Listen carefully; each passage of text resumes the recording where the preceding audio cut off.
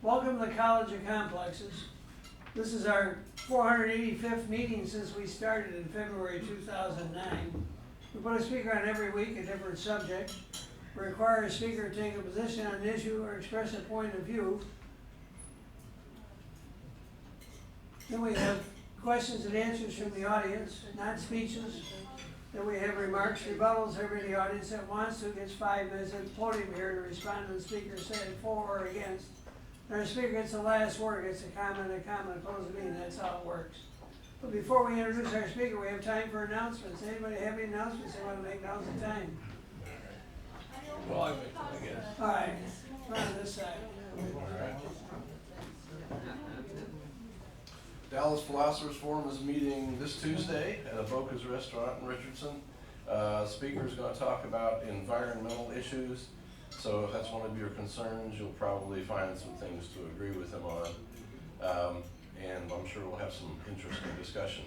So anyway, meeting starts at 7:30. If you want to have dinner, you can show up anywhere from 6 to 7 or so. And it's $5. And we welcome you to come.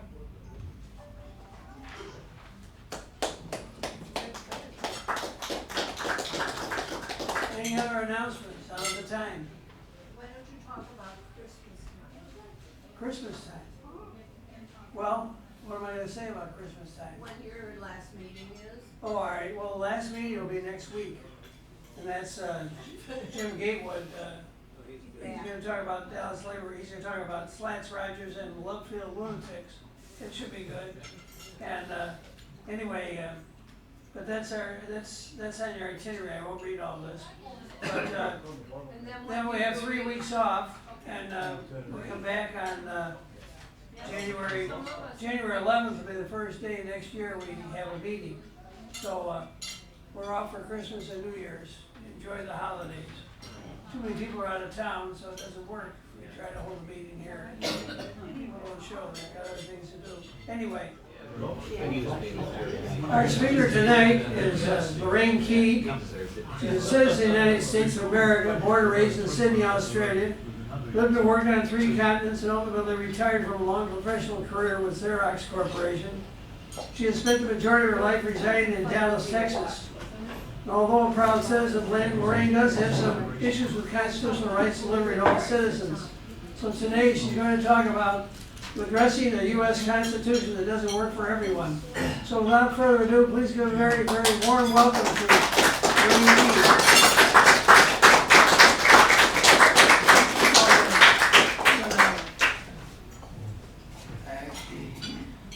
Thank you very much, Tom, and thank you very much for everyone coming out tonight. And I'm going to, this is, if I stumble in any way, because I haven't had time to rehearse any of this, so, and also keep in mind that I'm an immigrant, so I struggle with the language. We noticed. You noticed, yeah. And Speak for yourself, by the way. yeah, well, thank you, that's very helpful. Anyhow, I've been in the United States since 1971, so, you know, this is my home, this is the land that I care about and what happens within it, okay?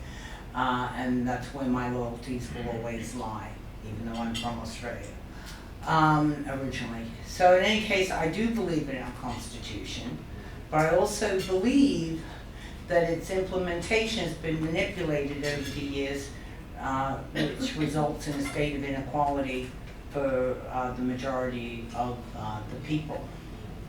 So anyhow, in the beginning, okay, we had some British oppression going on over here. Our forefathers weren't happy with this. We weren't happy with it, and so they developed and made public our Declaration of Independence, which on the 4th of July, 1776. The most important vision statement and governance ideal embodied in that document was the following, in my opinion. We hold these truths to be self-evident, that all men are created equal, that they are endowed by their Creator with certain unalienable rights, that among these are life, liberty, and the pursuit of happiness.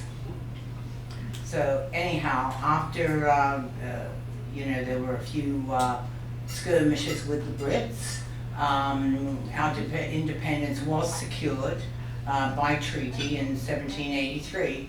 And so then our forefathers got to work on the Constitution.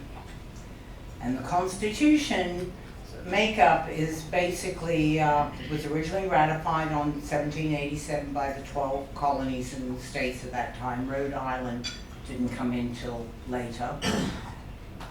I'm clicking here, but nothing's happening, sorry. Usually it's where Oh, well, I can't see it on here, I'm sorry about that. Don't know the language very well, and technically I'm a little behind apparently. Anyhow, it consists of 7 articles, which is the structure of the federal government, and then it has the Bill of Rights, the first 10 amendments, and those are citizens' rights, and today the Constitution has 27 constitutional amendments, okay?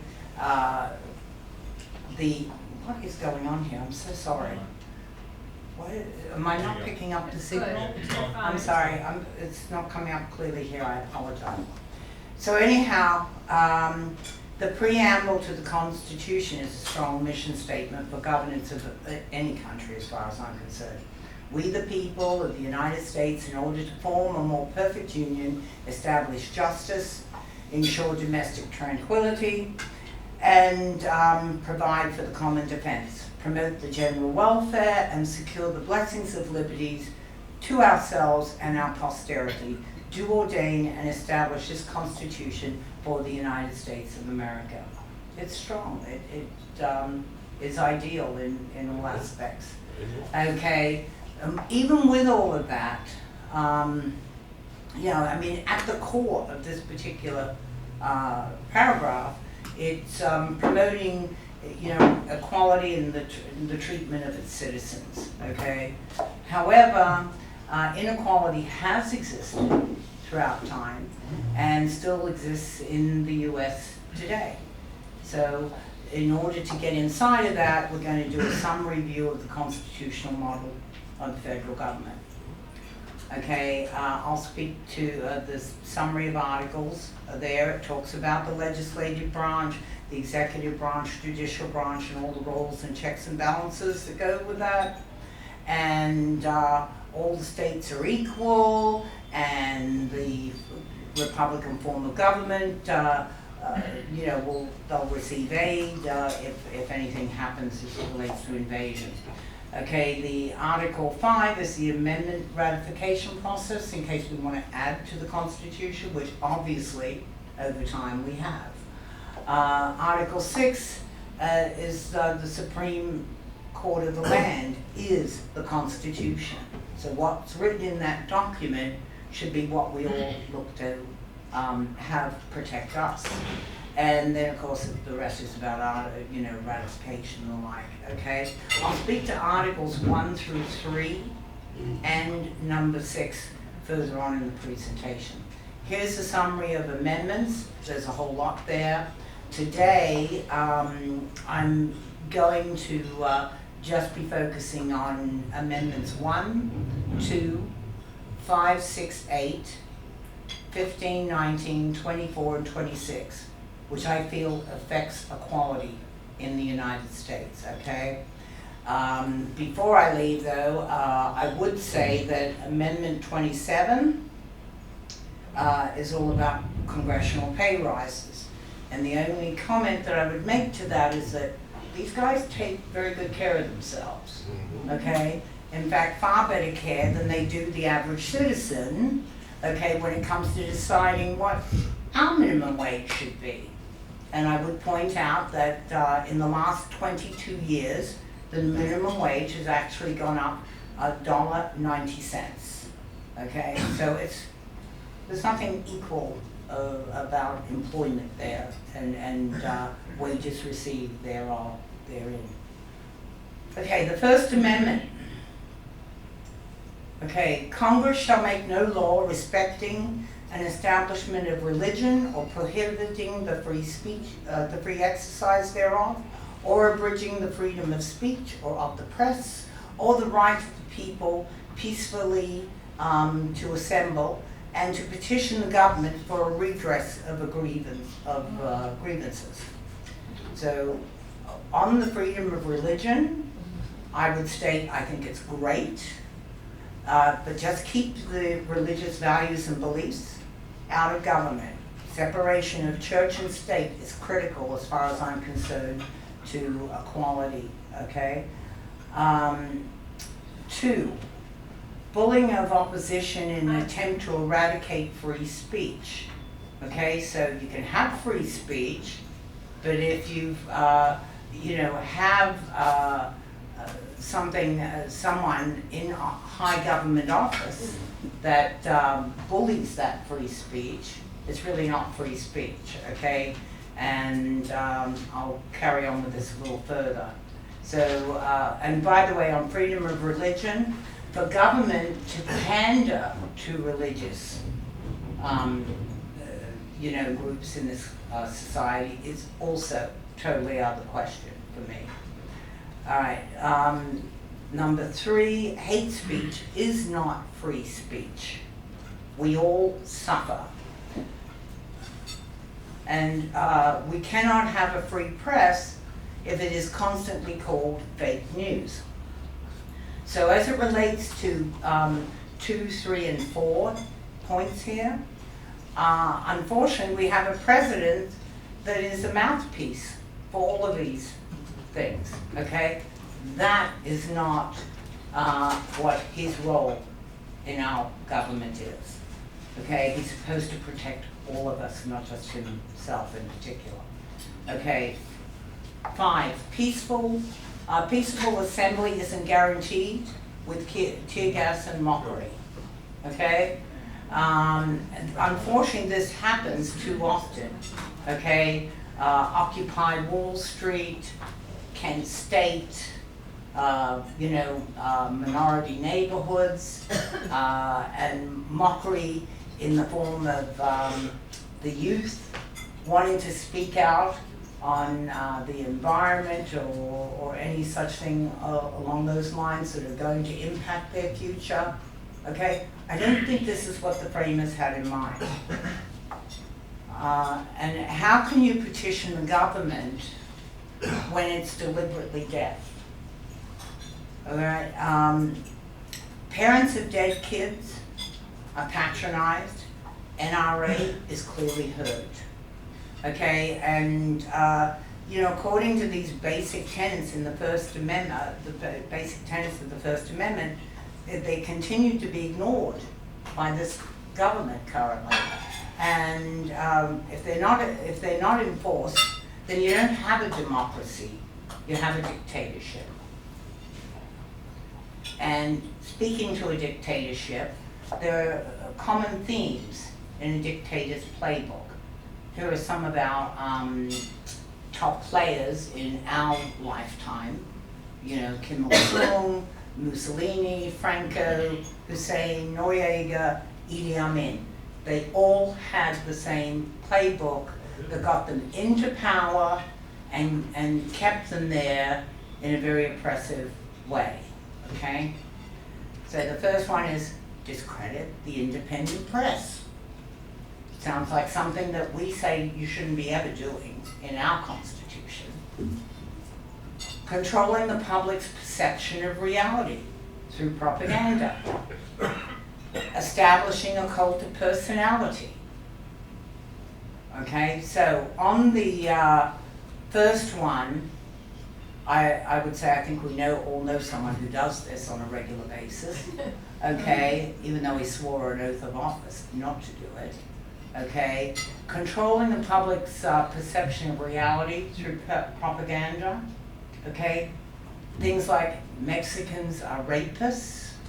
Okay, things talk along those lines, or that angry woman. Okay, and as it relates to establishing a cult of personality, what comes to mind for me is Trump rallies. Okay, Am I not great? Okay, they're very similar to other rallies in history, the Nuremberg rallies, for instance, except at Nuremberg there were a lot more people. And I guess one thing that you can say about Adolf Hitler is he knew how to draw a crowd. Okay, number 4, using a culture of fear to stoke popular support. Okay, so again, this goes back to a lot of freedoms that we're supposed to have in the First Amendment, but this culture of fear to stoke popular support, again, now we can say Merry Christmas again, okay? And now we've got to protect our daughters from those Mexican rapists, I guess. So the one thing that all dictators have in common is that they are narcissists. Okay, so now let's look at some of the signs and symptoms of narcissistic personality disorder. First one is grandiose sense of self-importance. Lives in a fantasy world that supports their delusions of grandeur. I'll give you an example. If you're president, you should be able to do anything you want to do to run the country. Needs constant praise and admiration. Yes, I can see that, but sometimes you have to, narcissists are their own cheering squad, which is very obvious in our society today. So if our president doesn't get praise, it's okay, he gives himself praise 24/7 anyhow. Sense of entitlement. Exploits others without guilt or shame. Frequently demeans, intimidates, bullies, or belittles others. Okay, and as far as I'm concerned, this state of personality exists today at the very top of our government. Okay, he holds the highest office in our land, and if this is what we have representing this highest office of the land, then the Constitution doesn't mean anything, and we are doomed not only as a democracy but also as a civilized society. Moving on to the Second Amendment. Okay, a well-regulated militia being necessary to the security of a free state, the right of the people to keep and bear arms shall not be infringed. Okay, now of course this Second Amendment wasn't applicable to African Americans back then because there was no way anyone was going to give a black man a gun to use in his, in a racist society. They weren't entitled to defend themselves in a racist society. Again, inequality historically, and it comes forth even to today. The Jim Crow laws were disgusting at best, and Native Americans obviously didn't have that right because they weren't citizens in their own country. Again, disgusting. This is the militia the framers had in mind, okay? I personally don't see the military turning against the citizens of this country at this point in time. Okay, although they have in the past in minority neighborhoods, students at Kent State, Chicago protests, on and on it goes. So at this time, I really don't see the need for the citizens to gather after hours at a tom thumb to rise up against an oppressive government. I don't see that as being in our immediate future. But if we continue on as we are at the moment, who knows? That might be a possibility. Okay, so that's the militia the framers had in mind. These are the arms the framers had in mind. I think they're very self-explanatory. Not these. Okay? Every one of those bullets is potentially a dead person. And of course they come in all shapes and sizes. At the bottom, those 6 weapons okay, represent 155 dead, 546 wounded, and in 2019, and these are old figures, by the way, given the incidents of this week at Pearl Harbor in Florida, but in 2019, there were 223 victims resulting from mass shootings. 83 were dead, 140 wounded. And as I said, we haven't finished the year yet, so the clock is still ticking on that number. But this is, again, how could the framers even know that this was in the future to begin with? And as far as I'm concerned, one citizen's Second Amendment right shouldn't deny or abridge all other citizens' 14th Amendment rights. Okay, in the 14th Amendment, in section 1 of the 14th Amendment, will tell you that we're all citizens and all that, but no state shall make or enforce any law which shall abridge the privileges or immunities of citizens of the United States, nor shall any state deprive any person of life, liberty, or property without due process of law, nor deny to any person within its jurisdiction the equal protection of the laws. So basically, when I read that, that tells me I have the right to walk freely around and without fear. Our kids are entitled to go to school without fear. It's against the law to shoot anyone to begin with, okay? But the Second Amendment is always justified by saying that the person was really mentally ill, you know, in the cases of mass shootings, okay? And, you know, our government continues to propagate this nonsense, okay? And there's just, I don't even understand why they think it's okay to have laws on books, statewide and federal, that jeopardizes our 14th Amendment rights to walk around and breathe and what have you. To me, that is an inequality of privilege, you know, to everybody. Okay, so this is the inequality. I'm going to speak to the inequality experience via the Second Amendment. Americans killed by guns, 100 a day, 36,383 a year. There's 1.2 million Americans shot by a gun in the last decade. You can't make this stuff up, I promise you. 6 deadliest mass shootings in the US modern history occurred in the last 10 years. Sorry. Unarmed black civilians, 5 times more likely shot by police. Black civilians, 10 times more likely to be murdered by gun. You look at these last 2 bullets, and you can really ask the question, how could anybody question the Black Lives Matter movement to begin with? This is not a recent happening, it's happened always. And 1,500 children are killed by gun every year. Abused women, 5 times more likely by abusers, killed by abusers' gun. Okay, there are 390 million civilian-owned guns in the US, although we have a population of 327.2 million people, okay? And again, it's all about, you know, blame. Stop blaming the mentally ill for killings, you know? That's what is the common cry back from government, okay?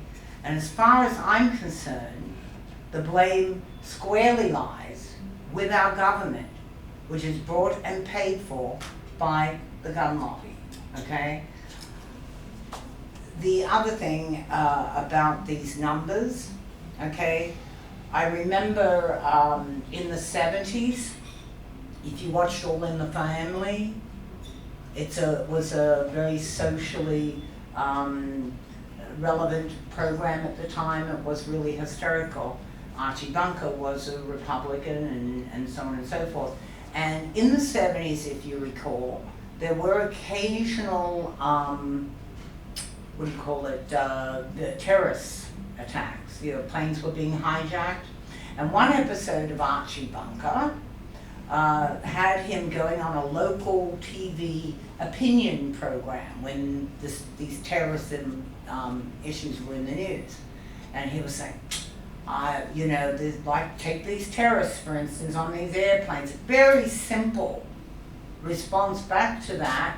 He said, problem easily solved, arm the passengers, okay, on the plane. Then you won't have terrorist hijackings, right? And what are we being told today? School shootings, arm the teachers, okay? I mean, it's insanity. So, and also another funny thing back from in the 80s, in my own experience, because John Beasley and I were talking about how mad this gun situation is. And of course, John's solution to the problem was, look, let's solve it once and for all. Just give every citizen a bazooka, and we'll just go from there, okay?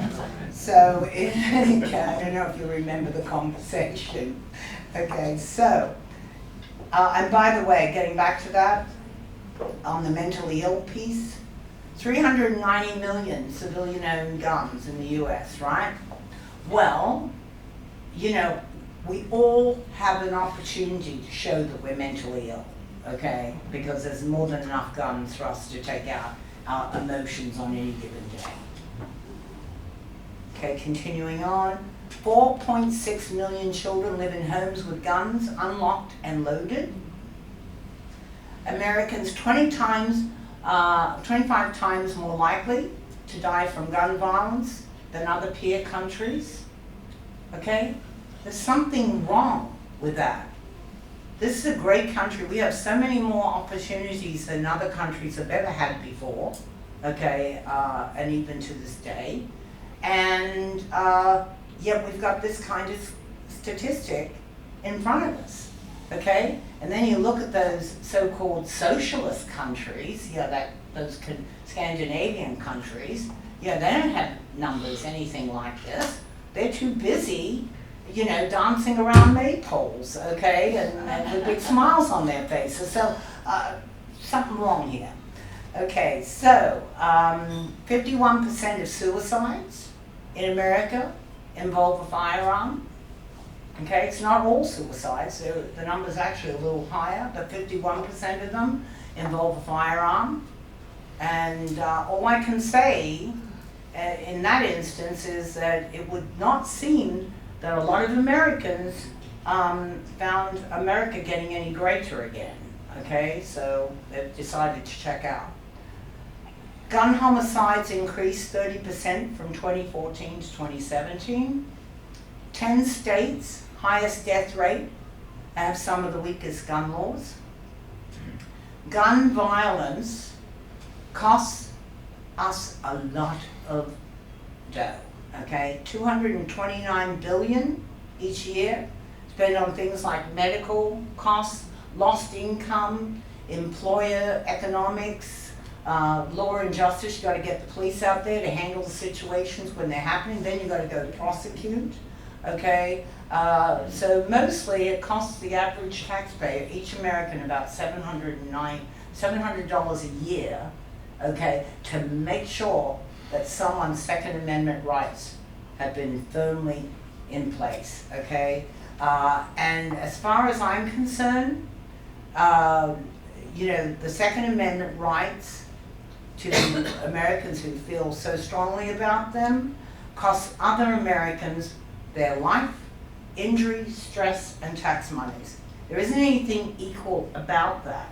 There's nothing about the abuse of the Second Amendment that speaks to ensuring that domestic tranquility, okay, or promotion of the general welfare that's written in our Constitution in the preamble, okay? So, moving on. I have recommendations, of course, to halt this gun culture insanity in the USA, and I'm sure they won't be agreed with, but, you know, we'll see. Anyhow, First, weapons of war must be removed from our society for society's protection. All handguns and rifles must appear on a national registry and all ownership traced accordingly. No games at the state level, okay? So the federal government should have a national registry that all such registrations from every state go into. And I don't want to hear that, oh yeah, but what about, you know, Aunt June and she wants to give her nephew her gun for his birthday. We shouldn't be registering that kind of stuff. Well, if Aunt June gave little nephew Johnny a car, little Johnny would have to go off and register that bloody car, okay, at motor vehicles. And that in turn folds up to a national registry. So, you know, all of the nonsense around, you know, these gun shows and everything else, and I'd take it a step further. I don't know what they call it, but when guns are manufactured, you know, they can be tested. You shoot the bullet, and there's you know, there's striations on the bullet. You know, that's like the DNA for the bullet. That should also be part and parcel of that gun and its registration. You know, so it would make crime, I think, even easier still. Okay. Handguns should be safely stored in the home for protection and never openly carried on the streets. This is not the Wild West, okay? But obviously there are some issues, you know, with businesses that are carrying funds or other valuable documents. I understand that bit of it. Rifles for hunting or target practice must be used in licensed environments and or on private acreage, okay? And if you want to go do target practice somewhere, or, you know, even use one of these, you know, large capacity things, go to a gun, what do you call them, shooting range, yes. And that's fine, like I had suggested before. Rent it out, go do it, turn it back in, much like you do the bowling, the shoes at the bowling alley when you finished your game of bowls, okay?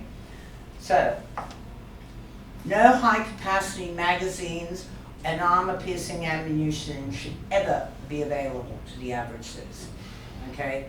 And again, the Second Amendment as it currently stands, because we're even discussing how we could potentially fix some of these things that put us in danger every day of the week, you know, it denies all others their rights to freedom, liberty, and pursuit of happiness, okay? And I don't think that's okay in a civilized society. Okay, now we're going to move on to some other amendments, the voting amendments history. So with the 15th Amendment, we had, you know, voting rights to African Americans. It was done in 1869, okay? However, okay, even though, whoops, I got one extra there.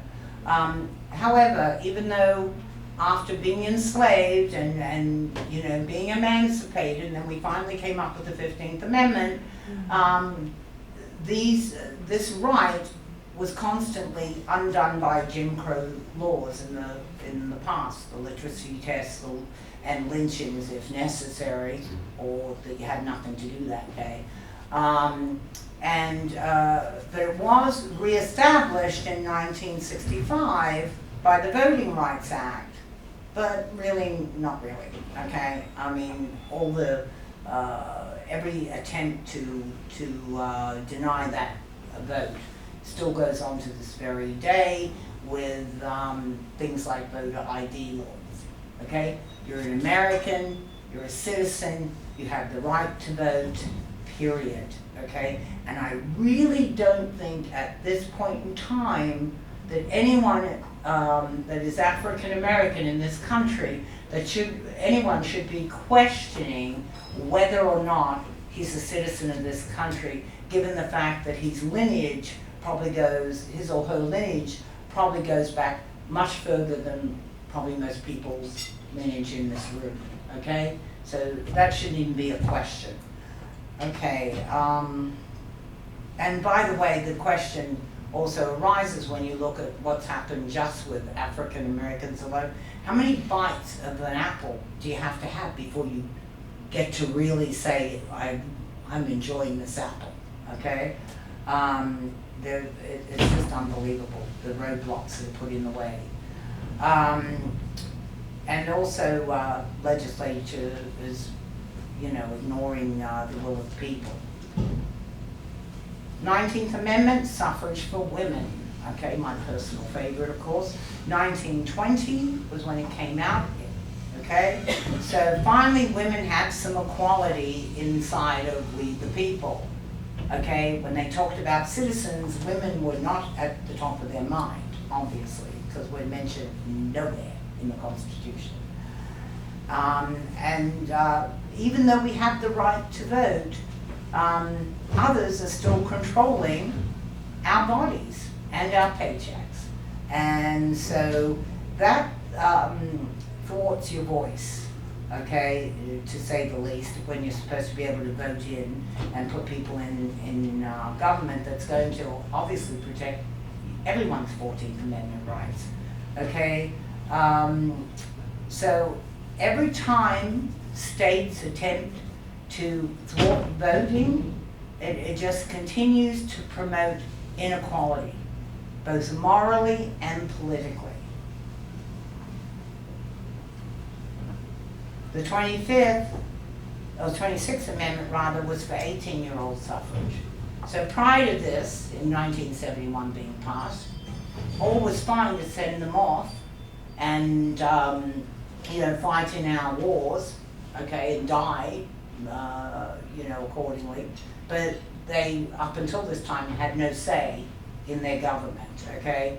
And still, young people's voices today are being ignored, whether it be from the mass shootings, environment, or, opportunities for their own futures. American Indians suffrage, well, they got their citizenship in 1924. How white of us, okay? But there was no, guarantee for them to vote. That didn't happen until much later when the individual states had to give them that right. And it took from 1948 to 62 for all states to recognize that right. And Voting Rights Act of 65 was supposed to clean up any vagaries about anyone's vote.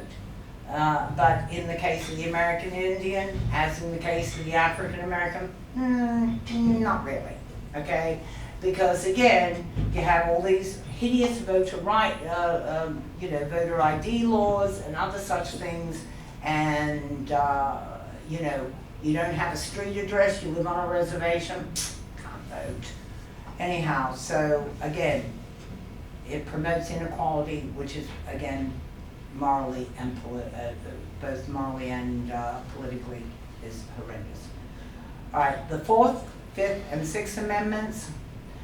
4th Amendment, very quickly, unreasonable search and seizure. So you've got to have a warrant if someone wants to come into your house to avoid police abuse. But they still manage to abuse their power anyhow, evidence planted, drugs, weapons, what have you. And there is no question that there has always been, and probably will continue for some time, racial bias is blatant in traffic stops and the stop and frisk laws and what have you. I don't know about you, but if I've ever been stopped for a traffic violation, 2 other police cars don't pull up to back the guy up writing me the ticket, okay? This is common practice when most minorities are stopped. Again, inequality. 5th Amendment, due process. Must be indicted by grand jury in order to stand trial, but this isn't required at a state level, so mostly prosecutions come directly out of the DA's office, okay? And when that kind of thing happens, and get situations like the Central Park Five, okay? And that DA's already accused them, they're committed to it, they're gonna follow it through, come hell or high water, no matter the fact that you've just deprived 5 young people of what, 10, 20 years of their lives? I mean, it was ridiculous, okay?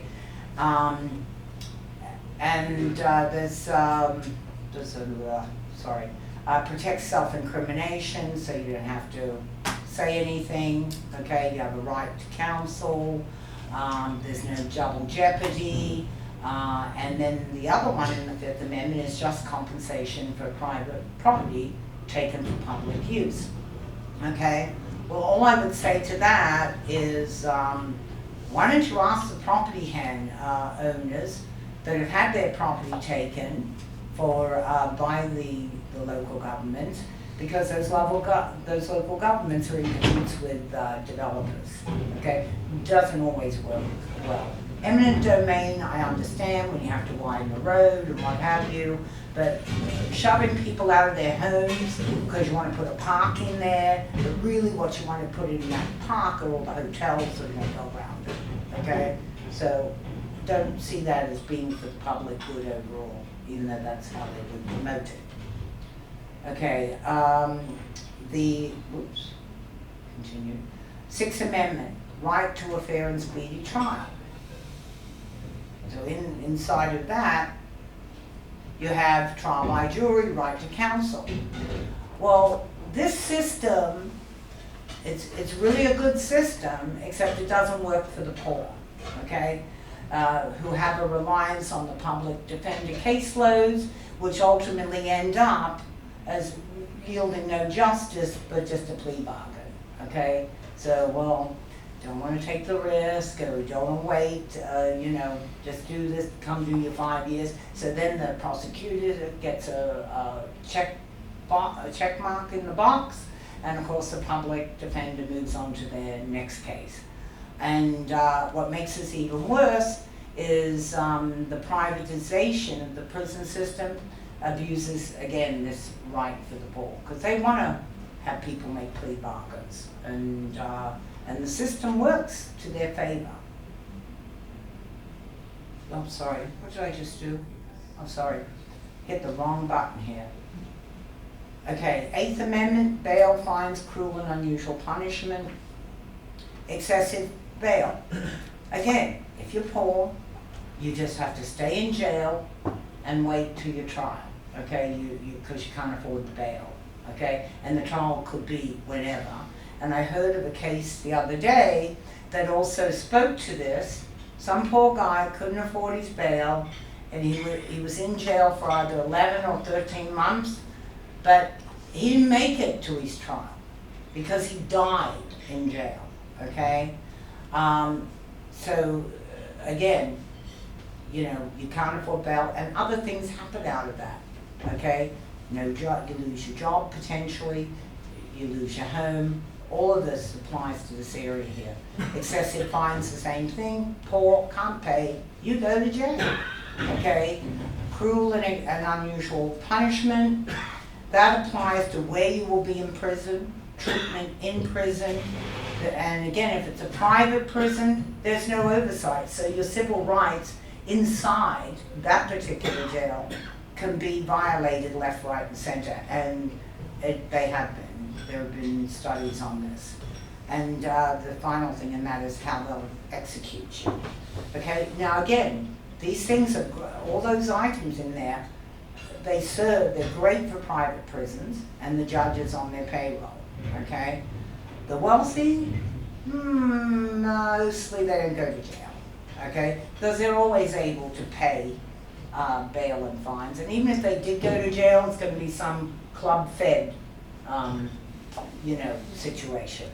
So, and as it relates to the cruel and unusual punishment, even in jail, anyone remember Joe Arpaio from North New Mexico, dressing the males, prisoners in pink? Okay? I mean, again, no dignity, anything you can do to them because they're considered unequal regardless. Okay? So a simple misdemeanor in this area could ruin your life if you're poor. Okay? You will have no job. Okay? After, if you have a job, you won't have one probably when you get out. And having no job and no money, you run the risk of losing your apartment or your home and what have you. Major inequality issues inside of our 8th Amendment rights for the poor. Now the 14th Amendment. This is by far, as I'm concerned, the best amendment. It serves equality, freedom, and privacy for all citizens. The 9th Amendment also conveys other personal rights, retained, by citizens.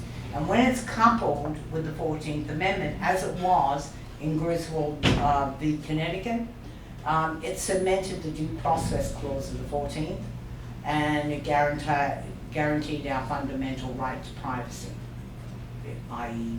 no government intrusion. So, it's also known as the Equal Protection Clause, and so as such, it has been absolutely pivotal in Supreme Court decisions dealing with civil rights and equality. And that's what we should always aim for as a society. So I'm going to run through some Supreme Court decisions here for a lot of different reasons. So hang in with me, and I hope I'm not bogging you down too much here with information that may or may not be important to you. But anyhow, to get to the point of inequality. So we got Brown v. Board of Education, was to undo Plessy versus Ferguson, because separate but equal was not working out too well for African American students, okay? The decision was unanimous. 8 Democrats, 1 Republican, because it was vulnerable what we were throwing the scraps of leftover scraps out of the education for the white students. They got the used school books and they had to walk miles to school and everything else that went with that. Inequality in one of its brightest moments. Gideon versus Wainwright, the right to counsel at a trial. Okay, that was unanimous as well, because Gideon went to trial, or was put on trial, without the right, without a counsel being present. He did not have a lawyer to defend him. So that was done. Griswold versus Connecticut. The contraceptives were decriminalized for married couples, because up until that time, no one could protect themselves against an unwanted pregnancy, okay? It just wasn't going to happen. And so anyhow, this went to the Supreme Court, and it was a 14th Amendment case, okay? And again with the 9th in there, and it was a 7-2 decision, because it was determined that married couples deserve their privacy in their decision making for any kind of activity that they would be doing, okay? Much less, deciding when they were going to have a kid, okay? So that was a good thing. And it also established equality and due process in general, and it was an impartial interpretation of the Constitution.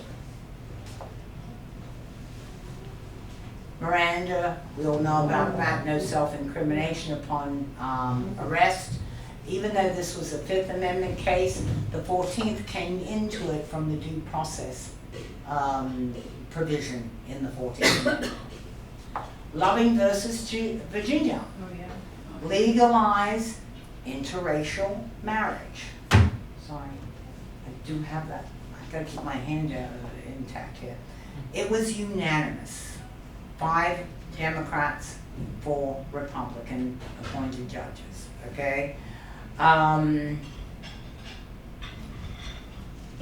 it's so important to understand the impact of this 14th Amendment, because it truly did away with inequality in so many cases, because this was inequality at its best, that you couldn't even choose to marry the person that you wanted based on race.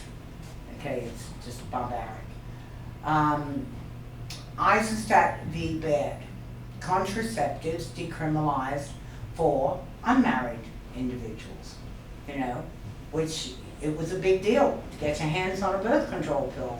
And it's hard to imagine nowadays, but it was back then, okay? Again, 6-1 decision for Democrats to Republicans. Here's the biggie, Roe v. Wade, and this is the one I want you to pay attention to, because it will be referenced later.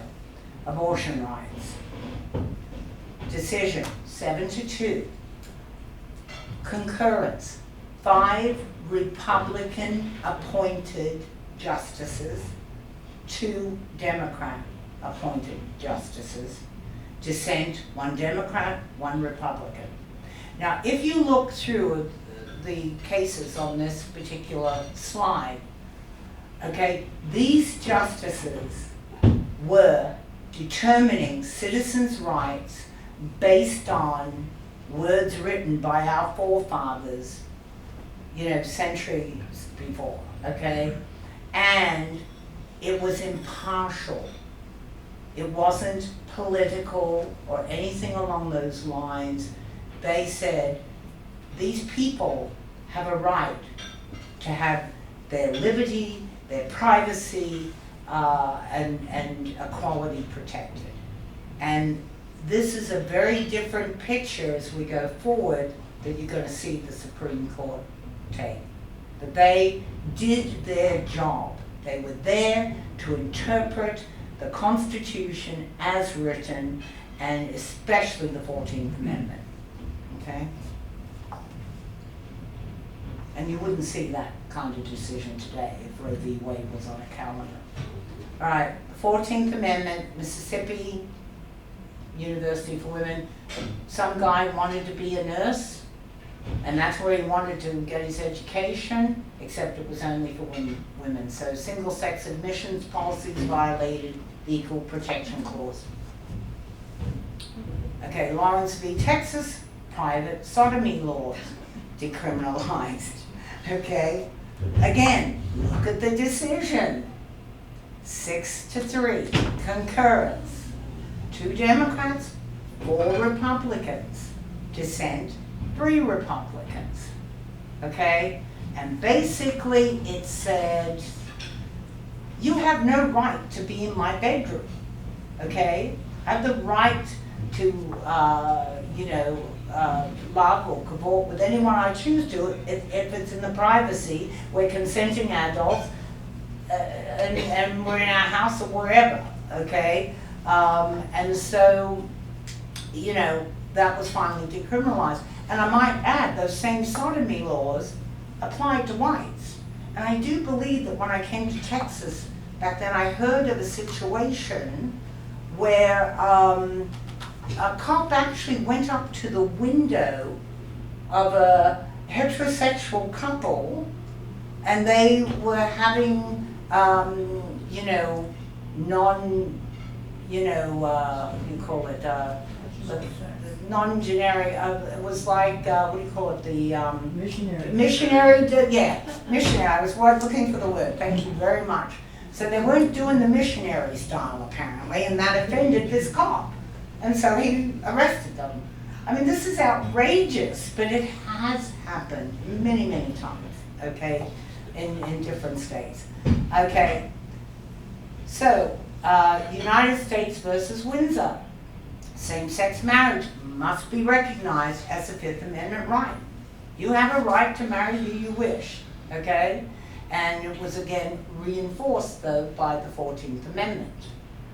However, that didn't mean to say that all states were going to, play along with that. So, it was federally recognized, as their right to do it, but if the states didn't have that law on their books, then they didn't have to recognize your marriage, okay? So, and then so they were, you know, could discriminate accordingly. And that changed when we had Obergefell, I'm saying that incorrectly, but versus Hodges. When same-sex marriage is legal in 50 states and the DOMA law repealed was unconstitutional, okay? So, again, equality in how you want to live your life, how you wish to, you know, who you wish to love and so on and so forth, okay? And for government to get in your face about that, nothing very constitutional about that, okay?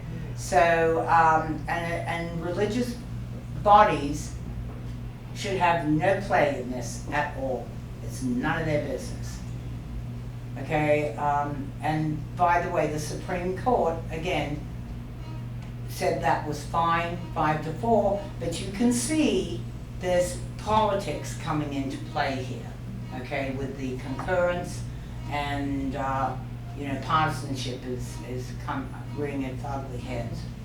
And you will see this clearly in some of the First Amendment support decisions, okay? Citizens United, corporations classified as people. It was unanimous, sadly, but it's certainly something that I don't agree with, okay, because these are not people, they are cash cows buying elections. Hobby Lobby, Burwell, corporations are exempt from regulations, in this case, paying insurance for birth control due to religious beliefs, okay?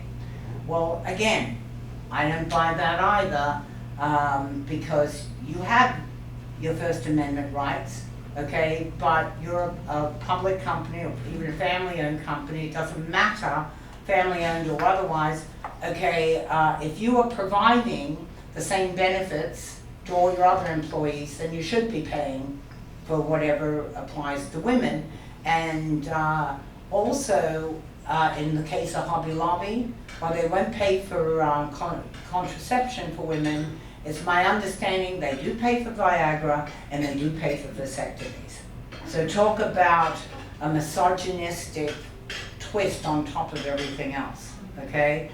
And They don't sorry. pay for men for Viagra. But they were paying for it, right? Yeah. So here's the decision, and you are clearly seeing the split. 5 Republicans, 4 Democrats. But again, the Republican appointees are becoming more and more partisan, okay? Which was not their track in the past. Okay? Masterpiece cake shop.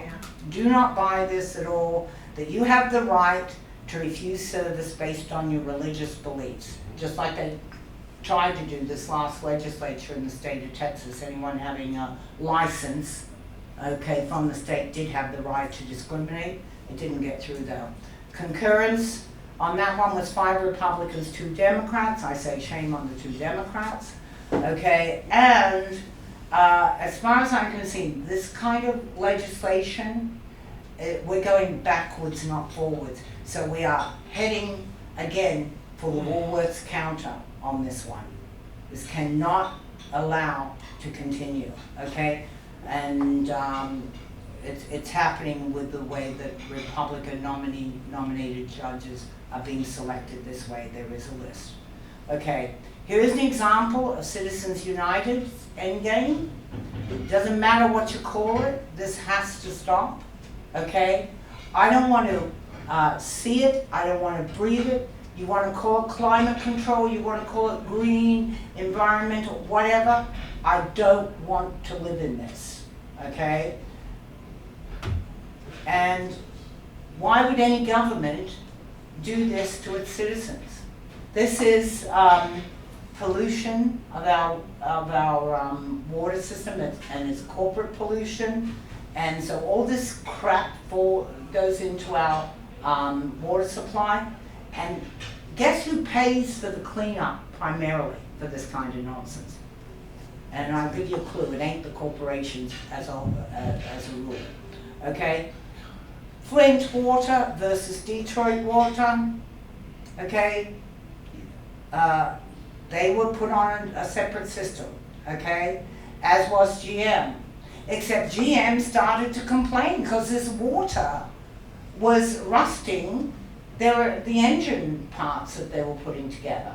Okay, so it certainly wasn't good for a car, the GM was building, but it was perfectly fine to give it to the kids and adults in Flint to drink and wash with.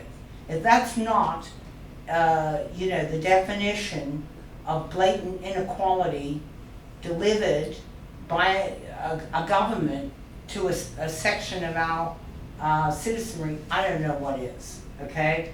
And again, people are expendable. When this kind of stuff happens, polluting of our waters and air, we are expendable, okay? Because when it comes to their greed, that has to stop. That's inequality, okay? The legislative votes, okay? We got the Social Security Act. You can see what the vote was on this. But the thing about all of these bills were developed by the legislature for the public good, okay? They were all bipartisan in nature, okay? And they served equality in our society. Because after all, isn't that what these guys were sent to Washington to do in the first place? To develop legislation for the public good? Okay, and this is out of the Roosevelt and Johnson administration, most of this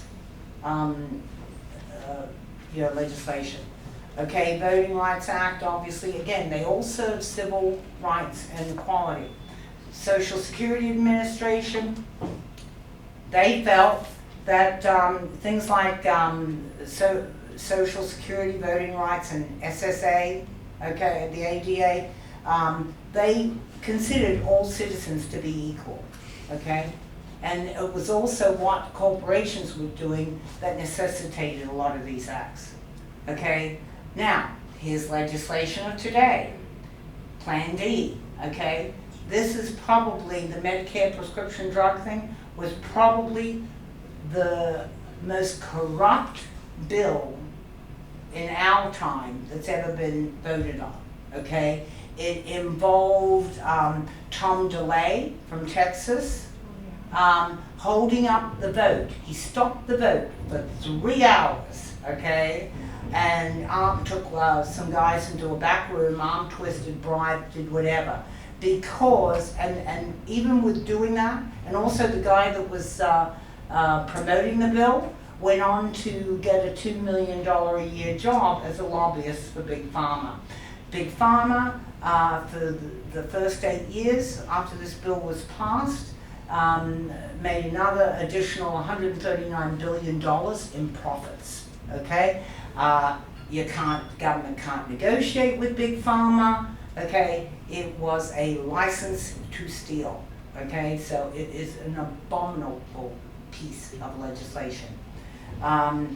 The Patient Protection Affordable Care Act, okay, was again put forth to, oh, and by the way, on that drug thing, the vote was so close, it was something like 200 to 201. If Tom DeLay hadn't stopped the vote and taken them into the back room and did the arm twisting, that legislation would never be in the public to this day, okay?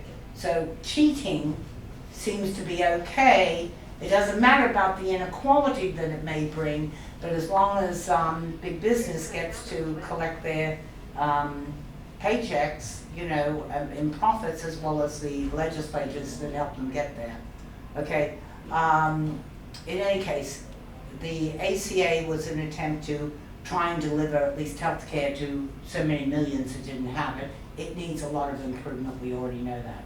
The Tax Cut Jobs Act of 2017, again, you can see Democrats 0, 227 Republicans, and the same in the Senate, the breakdown. And again, this is for the wealthy. This is not for the common good of all. This serves only the top 1% or the top 10th of 1%. Right, what needs to be done? Citizens United must go. Corporations own our president and Congress. It disenfranchises the American vote. Federal regulations ramped up to be meaningful. They have to have teeth.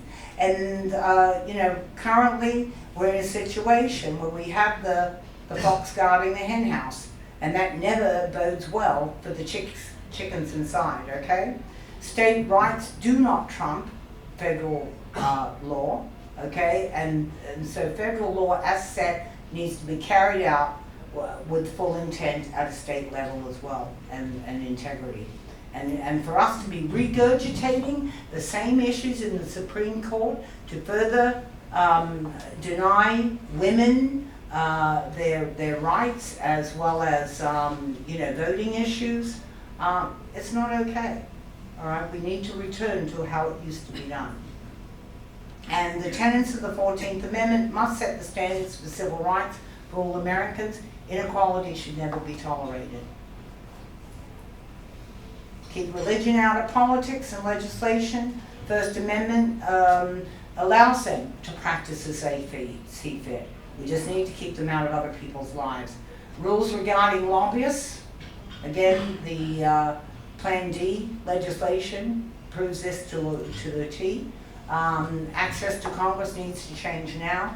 And there shouldn't be any revolving door jobs for congressional reps until at least 3 to 5 years after they leave office. And drain the swamp. Again, this is what we're told that Donald went to Washington to do, okay? But as far as I'm concerned, okay, I'd rather be wading in a bog than sinking forever into quicksand, okay? Which is where government has been going these past 2 decades, and this is not going to get better if we don't change it now. So I would say to all of you, stop being afraid, be open-minded, stop listening to the hate-mongering, in fact, stamp it out. The US will never become a communist state. We're not built that way. We ain't going that way. Okay? Social contracts, and that's why you can't confuse communism with what we're discussing here. Social contracts and programs are necessary to combat inequality. Okay? They have saved,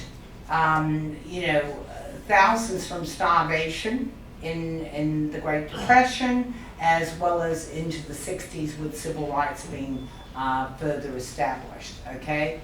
And none of you are going to forfeit your Social Security or your Medicare anytime real soon, okay? That's a social contract, a social program, okay?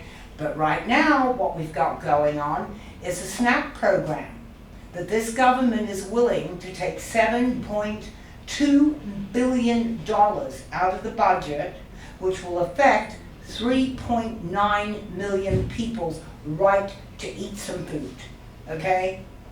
That's deplorable, okay?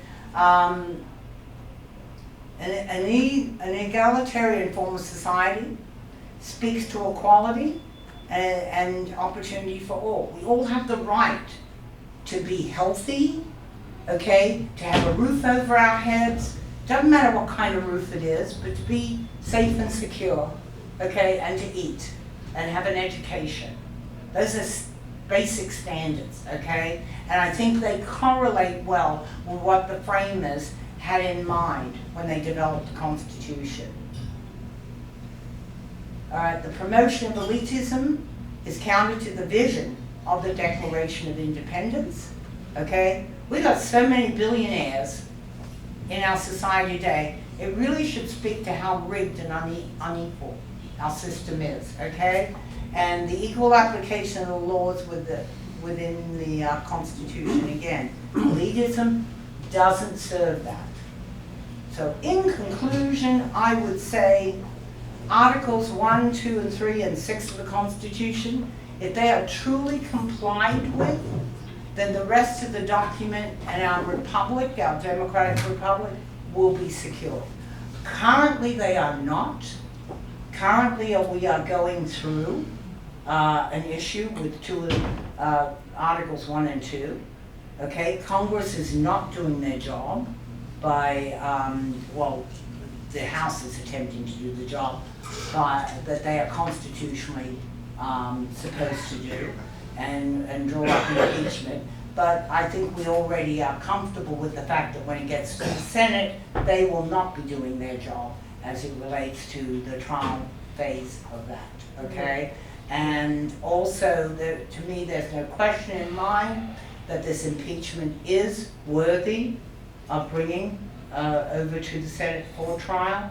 The articles that they're going to come up with, you know, abuse of power is obviously happened, and you know, there's so many other things that could get this guy on, you know, and certainly bribery and you know, just the emoluments clause alone, to me, they could try him on because he has spent a fortune. We have spent a fortune flying him to his rallies and many other things. Okay, so he's self-serving. There's no if, buts, and whens about that. So, and if the Republicans would stop, you know, the sycophants, they read their scripts to defend what he has already told the public, either on television or in tweet, okay? And if they really are going to go on with this debunked theory, conspiracy theory, if they're so righteous on this stand and that he as president had the right to investigate this corruption in the Ukraine, then first off, why was the monies even voted on and sent over to begin with in the first place? Because they'd already met that window. They'd already said that the Ukraine wasn't a corrupt country. But be that as it may, he stops the funding. He's found out that he's bribed. They release the funding. So if they, and then they're still going on about this Ukrainian corruption, and of course his political opponent in there. So if they're so corrupt and they're going to harp on this line, then that only begs the question, so if you feel so strongly about that, why did you ever release the money to begin with?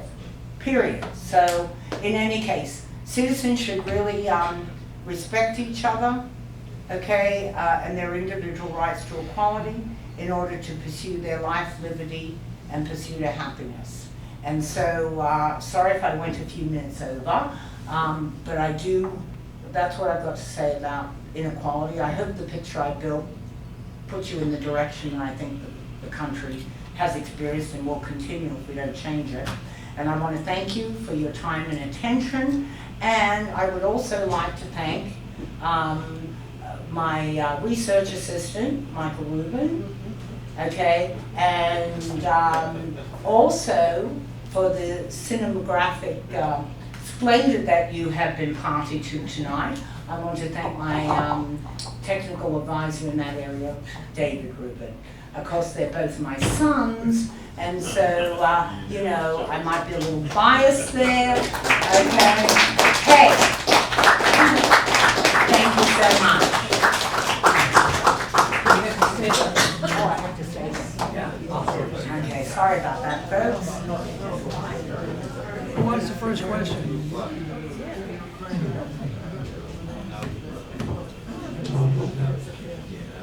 Who wants the first question? I'll ask. Since I'm on reliable Facebook, you know, I saw today somebody said the money was not actually released. Do you know that it was released? Yes, it was released on September the 11th. The transcript of the phone call came out on the 10th and the money was released the next day.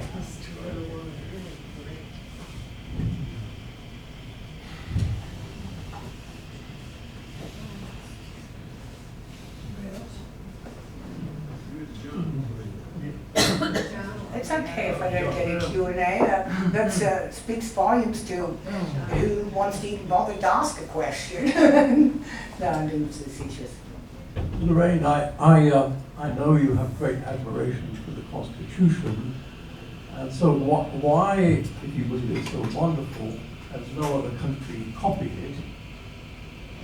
Because the other countries beforehand were predominant monarchies, obviously, and then parliaments came out of that.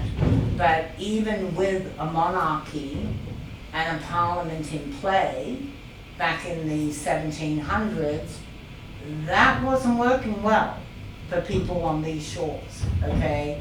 And all the things that I spoke to here as it relates to abuse of power, okay, and repression, certainly was applied to this continent by Great Britain at the time, okay? So, to my mind, they were looking to find a better way and that this wouldn't replicate itself, even though we do see some violations within the articles that would say, because Article 6, they will have to take an oath to this Constitution, but yet the behaviors that we're seeing today, especially out of the president, it is no different than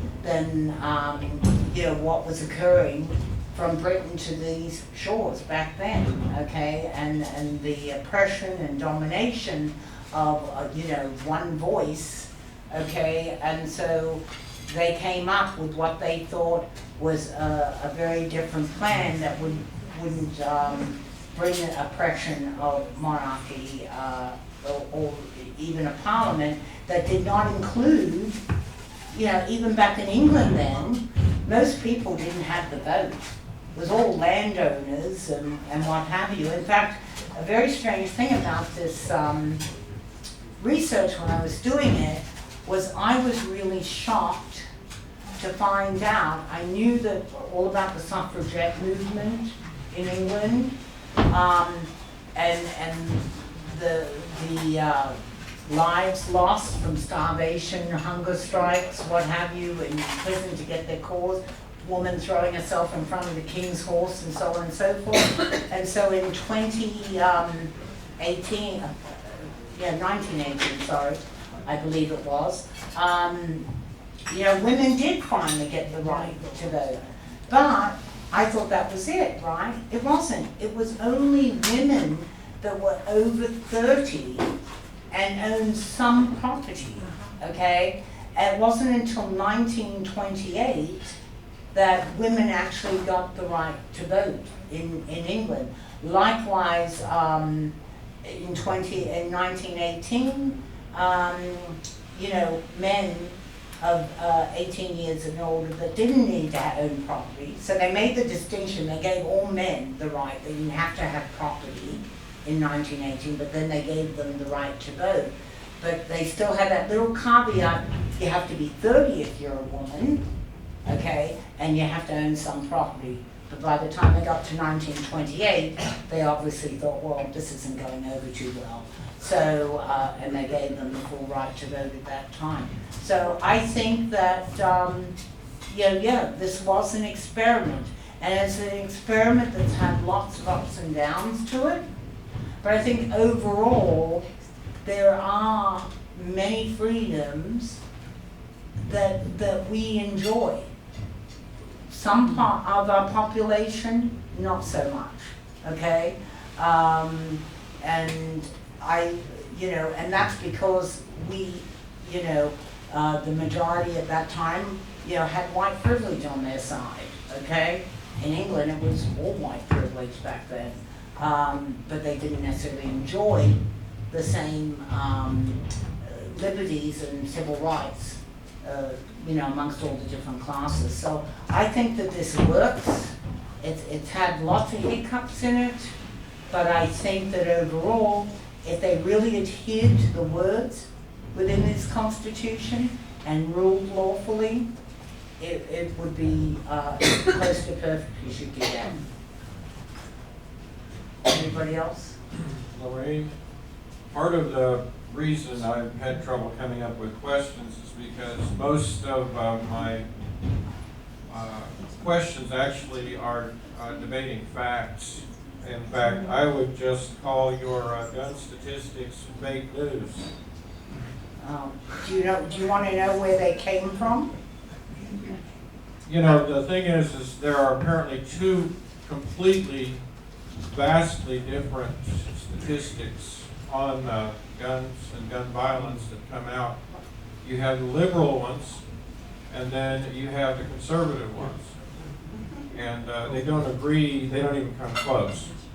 Well, if I may ask, John, even if, say my statistics, which by the way, the basis for those stats come out of the Gabby Gifford Law Center. So since she's been the subject of gun violence, okay, Yes, I meant that. I meant that I'm again. sure she's done a lot of research on the matter because she has a very personal investment in the subject matter. Does that Okay, remove but her they from also, bias? sorry? Does that remove her from bias? I guess I probably would be biased too if I almost died from gun wounds, okay? I probably think these things shouldn't be on the street. Not to mention the kid that she knows died as a result of gun violence against her. But what I would say is, you know, they do correlate with other research that I looked up that came from even overseas, okay? And other areas within this country.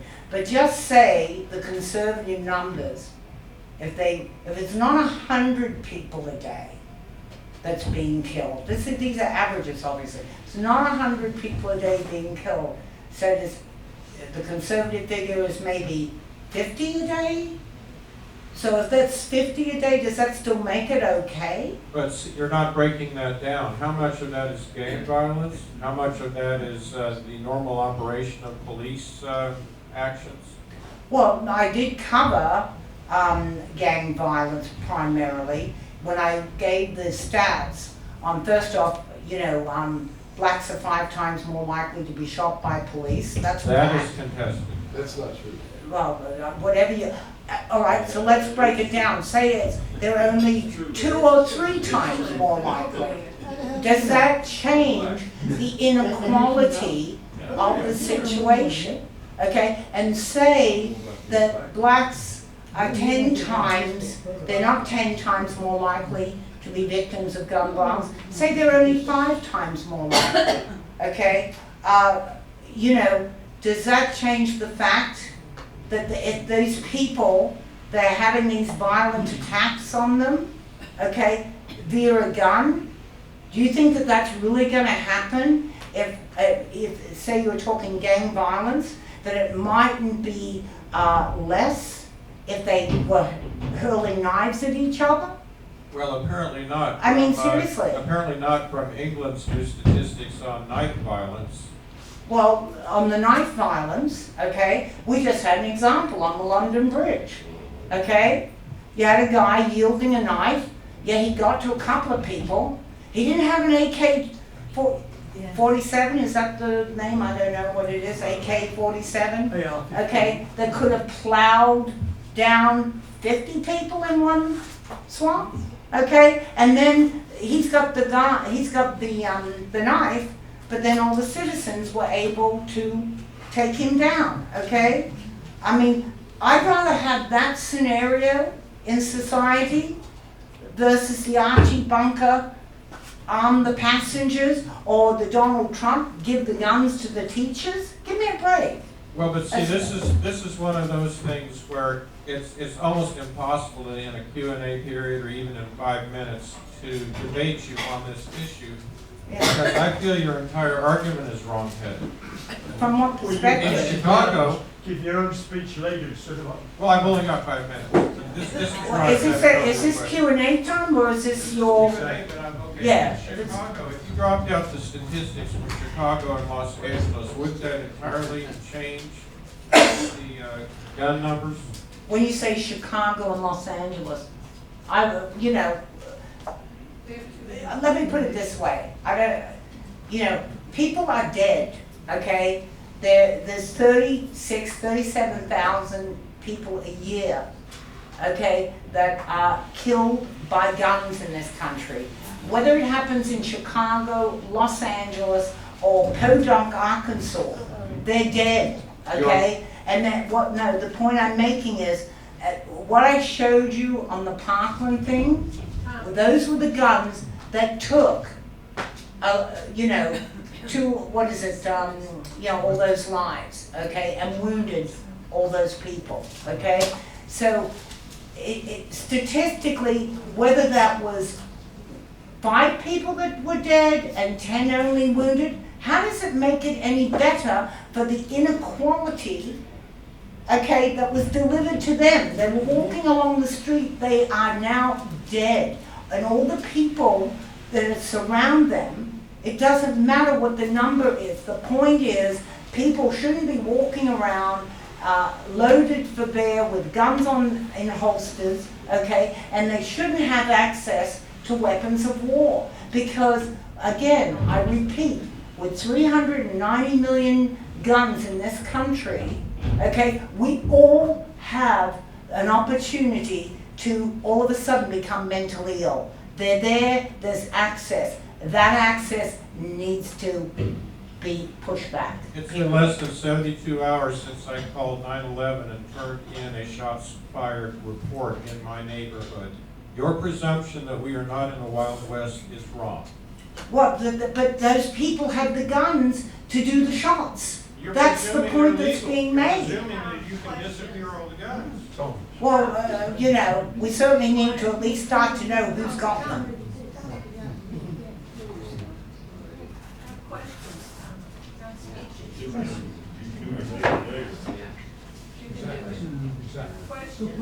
Any questions? Congratulations in order for all the work you've done and your searches. I hope my flow made sense as it relates to dealing with inequality. Any more questions? We could talk about the weather. Okay. You can sit down. Everyone can come up now and have a go at it.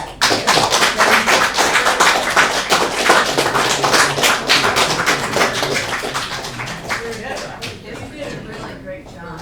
Absolutely. Yeah, really great. Okay, now it's your turn to talk. You got 5 minutes. If you get to for or against what the speaker had to say, so who wants to get up here?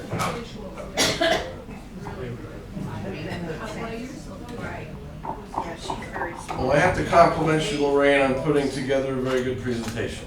I mean, you put everything together very well, from your point of view, of course, which I completely disagree with, but that's okay. I mean, but this is why we're here. We're here to listen to each other and hear what you have to say, and I appreciate the fact that she put her argument together as well as she did. Of course, I completely disagree with just about everything you said.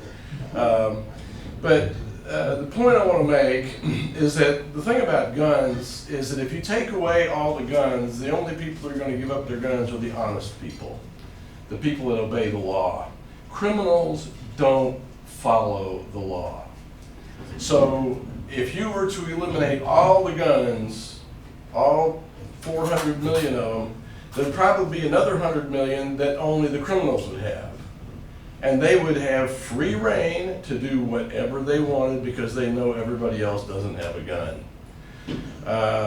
So when our founding fathers gave us the Second Amendment, the militia, then, as now, is able-bodied men from 18 to 45 who have families and children and have a reason to defend their property.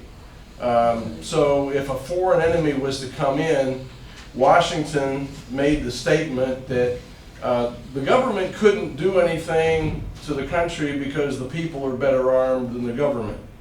And I think that that was the intent of our founding fathers, to make the people better armed than the government, because whenever the government takes away guns, they inevitably commit genocide.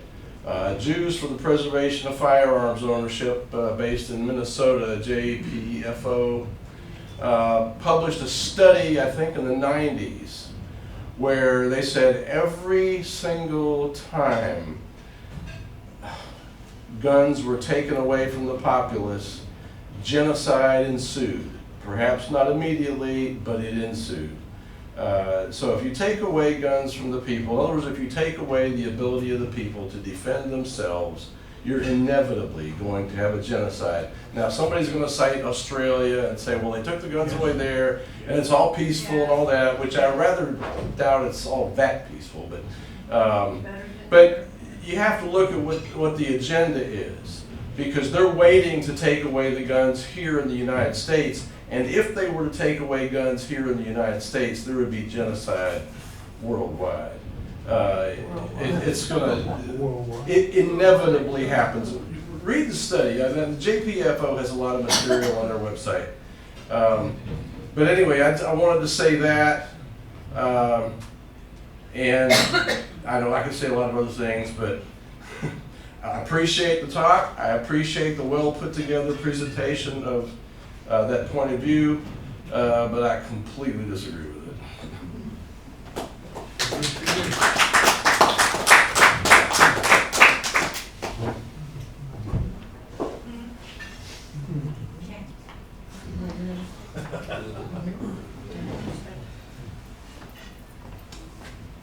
I have to pretty well agree with you, Ken. I do think you did a very nicely researched and well-prepared presentation, but I disagree with a lot of it.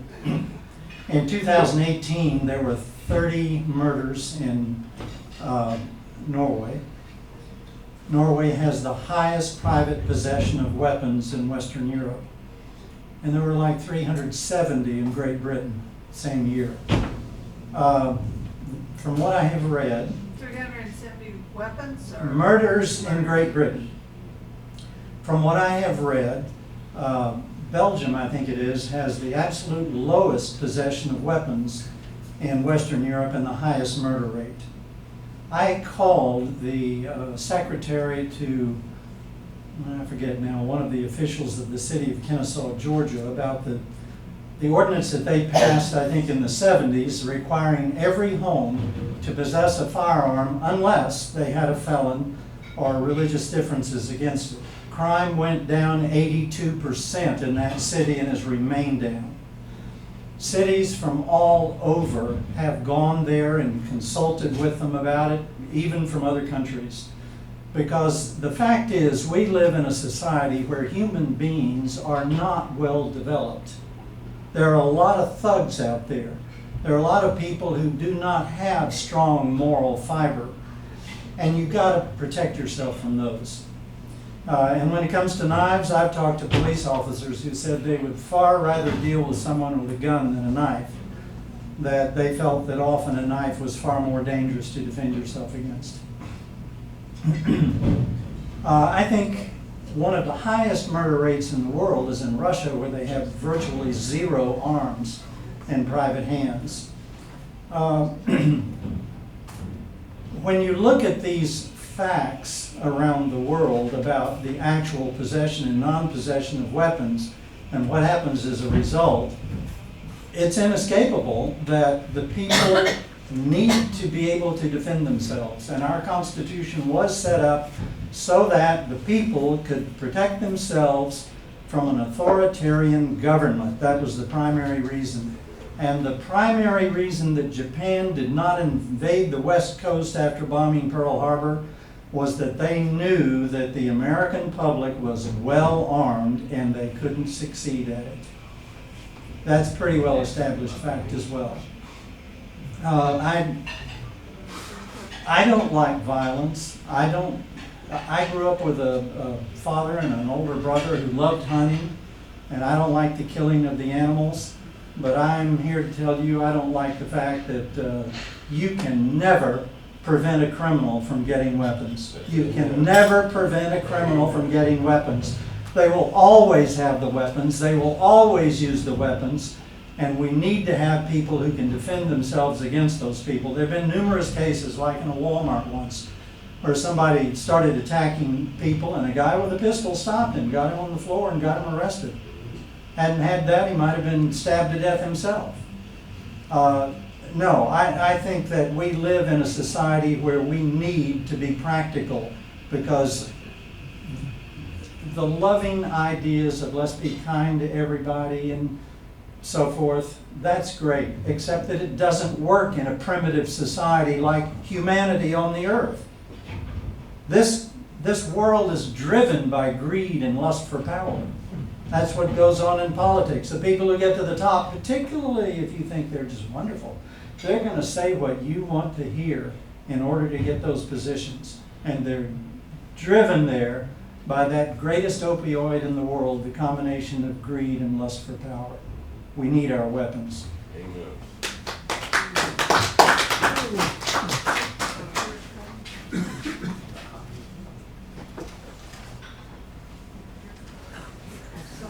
Well, thanks, Lorraine. That was extremely well researched and informative. So I congratulate your researcher. Certainly, I think the facts do speak for themselves, especially with regard to gun violence and the lack of liberty and the lack of opportunities in America.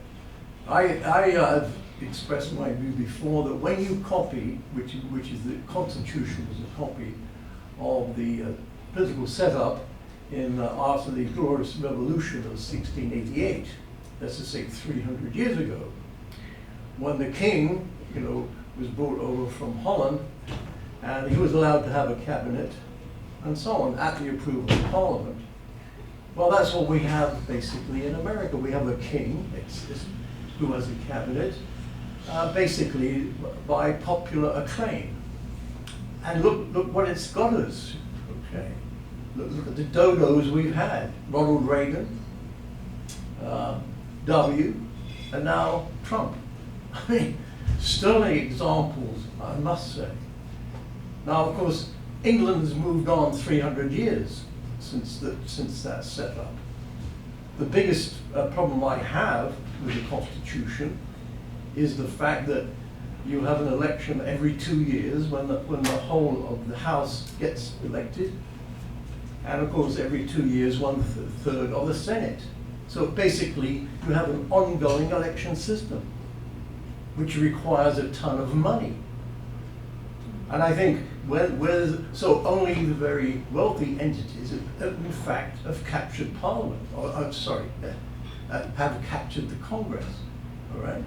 And so the notion, I laugh when I'm hear about, we have this wonderful democracy. Certainly not. We have a kleptocracy, but not a democracy. And so I think that, and of course, it is well known that the mass of people would like a better educational system, would like a proper healthcare system, and would like affordable housing. They'll never get it under this system. Because as I say, the governmental apparatus has been captured by the wealthy because of this system. Now, next week we're going to have an election in England, which is going to elect the same, entity of government as America has. It lasted 5 weeks, and so there's just not the amount of money to be spent in 5 weeks. So we aren't electioneering, on an endless basis. We know that if you are a congressman or a senator, the first thing you do when you get elected, go to Washington, is start ringing around, gaining money for the next election. So guess what? He who pays the piper calls the tune, and that's what we have. Now, yes, of course, I know Lorraine said yes. Women got the vote in the early 20s. Yeah, what happened is we don't have a written constitution, and so what we have is an ongoing update of the governmental system, and this is what we need. Now, American system is like stuck in aspic 300 years ago, and so you're fixed with it. Well, the other laugh I have is, you have the new innovation was the addition of a Supreme Court. Now, the Supreme Court in England used to be the House of Lords. I could appeal to the House of Lords, and now because of Tony Blair, we have a Supreme Court. And basically every legislation they rule on is basically anti the ordinary person. So that's what happens. And so what has the Supreme Court done with the Citizens United? It's cemented the rights of the very wealthy. And so you can't really say this is a properly operating democracy. I don't think. The other thing, what you see, the courts is now politicized. So as I say, we must have two constitutions, one for the Democrats and one for the Republicans, because the law should be the same for everyone, but not so. It appears to be different when viewed by the Republicans and different when viewed by Democrats. That's the logical outcome of your thinking. So how can you have a system and a Supreme Court that is polarized down party lines? Surely the law should be the same no matter who you are. But when these people are thinking, oh, what did the founding fathers really mean and all that stuff? And I said, well, go back to 1688 and see why it was done. I mean, the first articles described how it was, the setup with the king. The first 10 amendments are the Bill of Rights that the king had to agree to, and we carried straight over from England. Now, with respect to guns, yes, there was a provision in the British Bill of Rights to carry weapons, okay, to protect against foreign invasion. Well, why does America need that? So read the Second Amendment. It says to form a militia. We allow the citizens to carry guns. Well, they were frightened of, say, once you take out the Britain's money and the British Army, you had to replace it. So the only replacement they had was to arm the citizens. Well, we no longer need that. It just doesn't apply anymore. Another example how time goes, we have a proper standing army now, armed to the teeth, costing what, trillions a year. We certainly don't need a well-regulated militia. So, I mean, and also, as we know, the most probable thing you're going to do when you go out buy a gun is to commit suicides. So 2/3 of all the gun deaths are suicides. So that's the most probable. Now, do you like this carnage in the streets? So really, I would say that the Constitution needs to be revised. You can't have the other thing that happens with his cabinet. Do you really want people straight off the street like Betsy DeVos, with no legislative experience, only religious ideas? Okay, I don't think so. There is a cabinet in England. It's signed Parliament. The Prime Minister creates a cabinet, but she or he creates it from members of Parliament. So the cabinet in England is not just off the street, okay, a crony that you see, or Betsy DeVos or other people like that, who have no experience in government. No, there are people from government. And they're usually very experienced people. So therein lies some differences. So I think for America to really, you cannot have a government captured by the wealthy. It's just, so that is a strict denial of democracy. And this gun business is just crazy. As I said to Lorraine, she's right. I said, well, arm it, if guns aren't enough, arm everyone with bazookas and, have at it, Because it's madness. It's actually a form of madness, I think, to allow this to go on. You really, look, yes, there is knife crime, rising knife crime in England. I think and we also have problems with inequality and so on for the same reason. But so I think, I think America needs some amendments, because people aren't getting what they want. This is why so many people don't vote, because basically both parties are fairly right-wing in America, because they're beholden to big money, and that's the fundamental problem.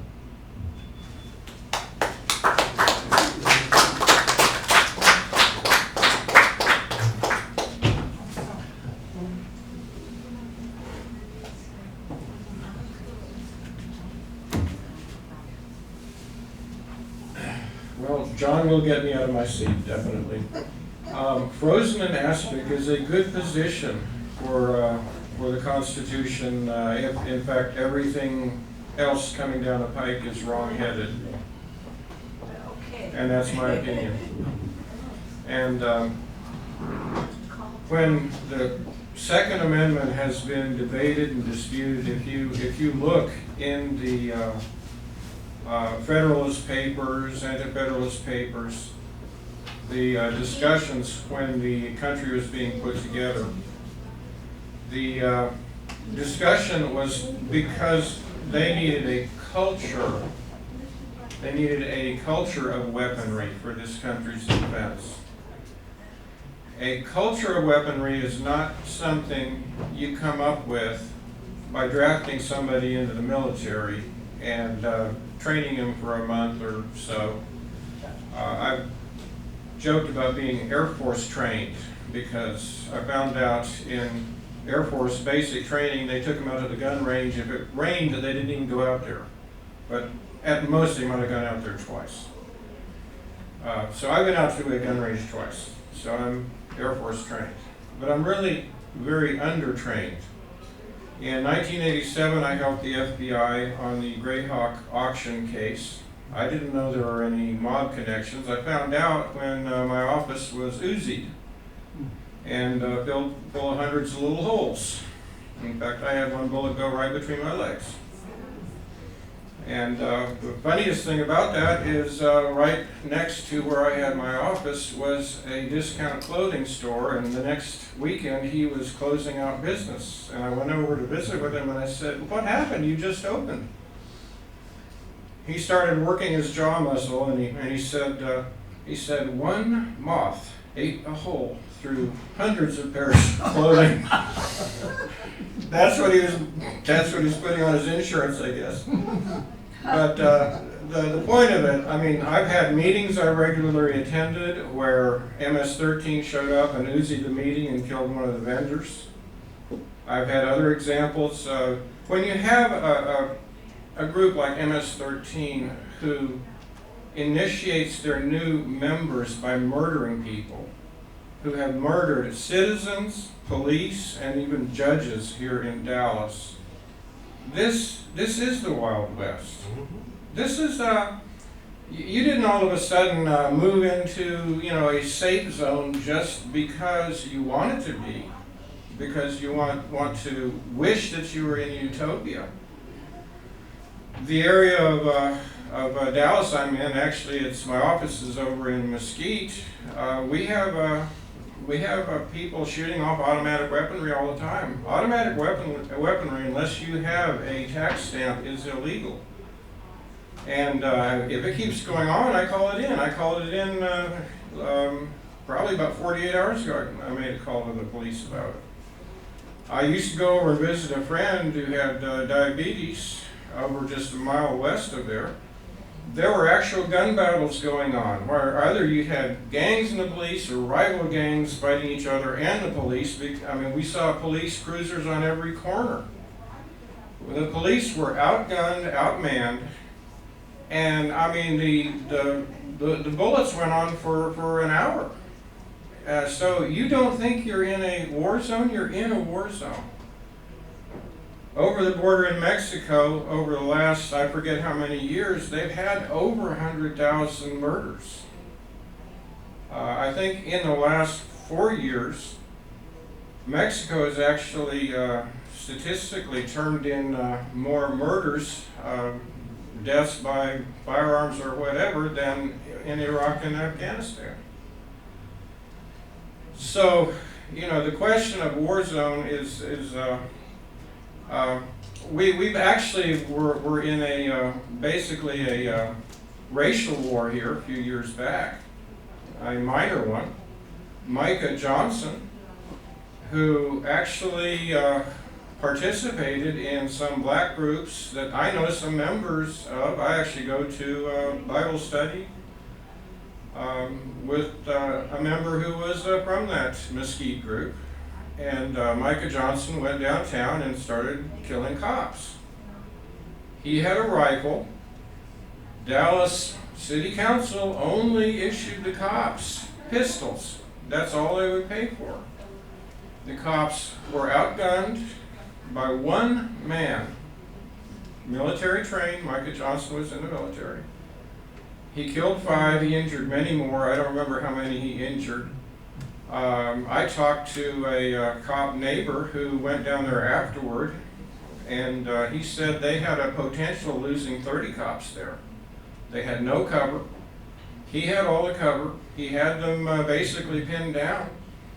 What happened is one civilian with a shotgun went in there, backed Micah Johnson down a hallway, injured him, and then left by another route. The cops actually felt like some angel had come in and protected them. Because he left by a different route, that indicates special forces training, so it was probably one of our off-duty or retired military. But that changed the entire dynamic down there. One trained citizen. That's how important the Second Amendment is. There are reports I hear that there are many troops, UN troops around in Mexico. I wish they would do some policing in Mexico. That'd be nice. Why are they there? If we get laws that ban individual ownership of firearms for law-abiding citizens in this country, I think you'll find out.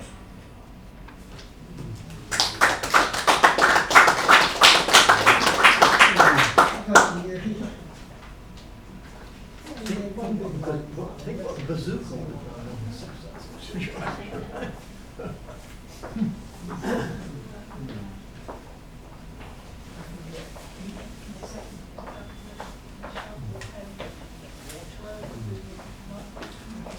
Like others, I want to thank the person for making the speaker for making spent a great deal of time doing a great deal of research and making something give us some food for thought. A couple of things I want to get into John a little bit. England has a culture. Some of the people who came from England came over with a culture, but they were kind of rebelling against that culture, and they wanted to create a different kind of system. And I suppose most people, other nations, haven't emulated our Constitution because they too have a culture, and that's what they operate in. And I suppose if they didn't adjust to it, they wanted to leave and come to the United States and go somewhere else. And I think that's why people haven't adopted. Another thing, we haven't made it work. From my vantage point, what's in the Constitution is adequate if we live by it. The thing we don't live by. And that's what we need to try to do, is live by the Constitution. And I think making some of the amendments, some of the first 2 amendments was designed to protect the citizen from the federal government. Through incorporation on the 14th Amendment, they make some of those amendments applicable to states. And so that's why it is. I listen pretty good. I'm an old man now, so my focus is not as good as it used to be. But I didn't hear you say we should take the weapons away from people. I said they should be registered. I didn't want to blow the room off. So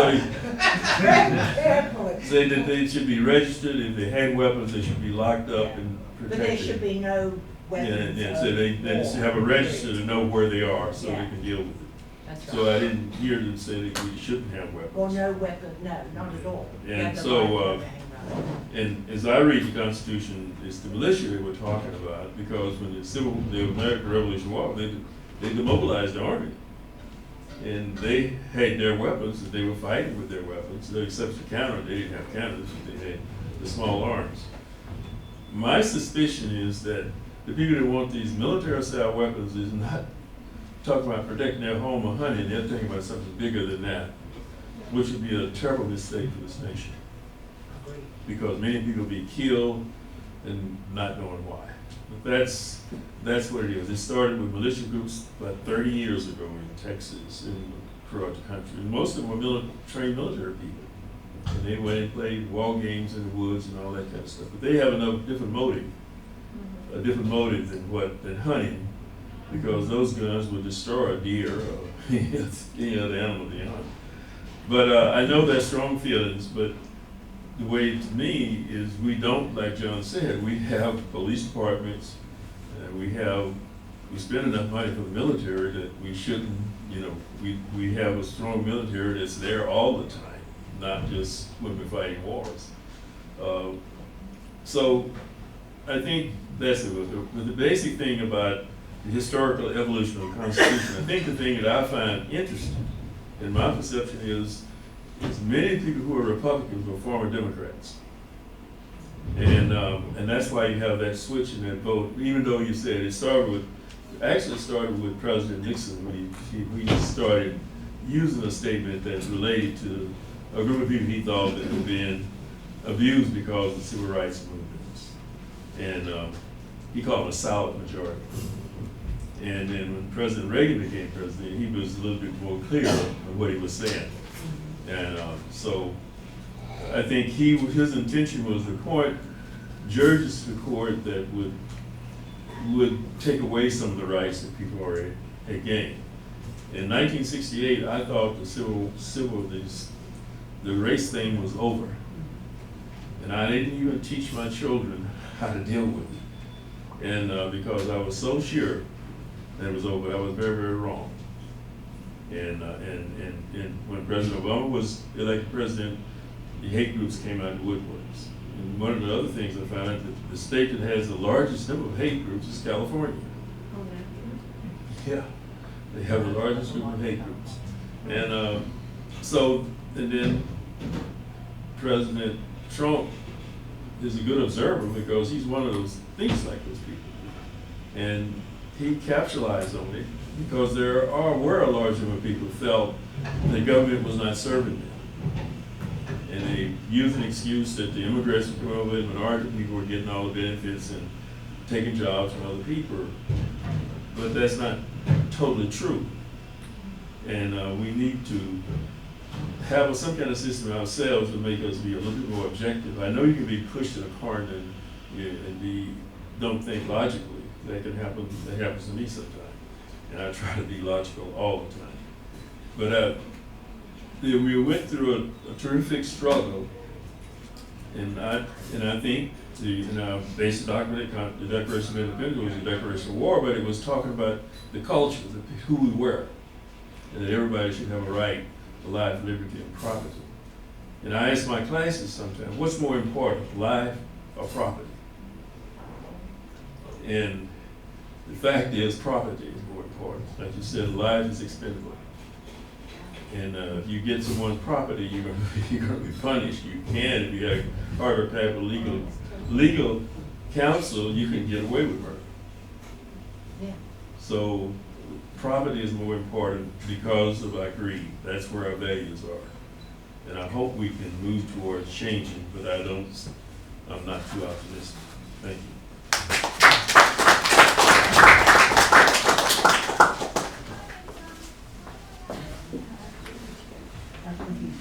Mr. Best. I agree.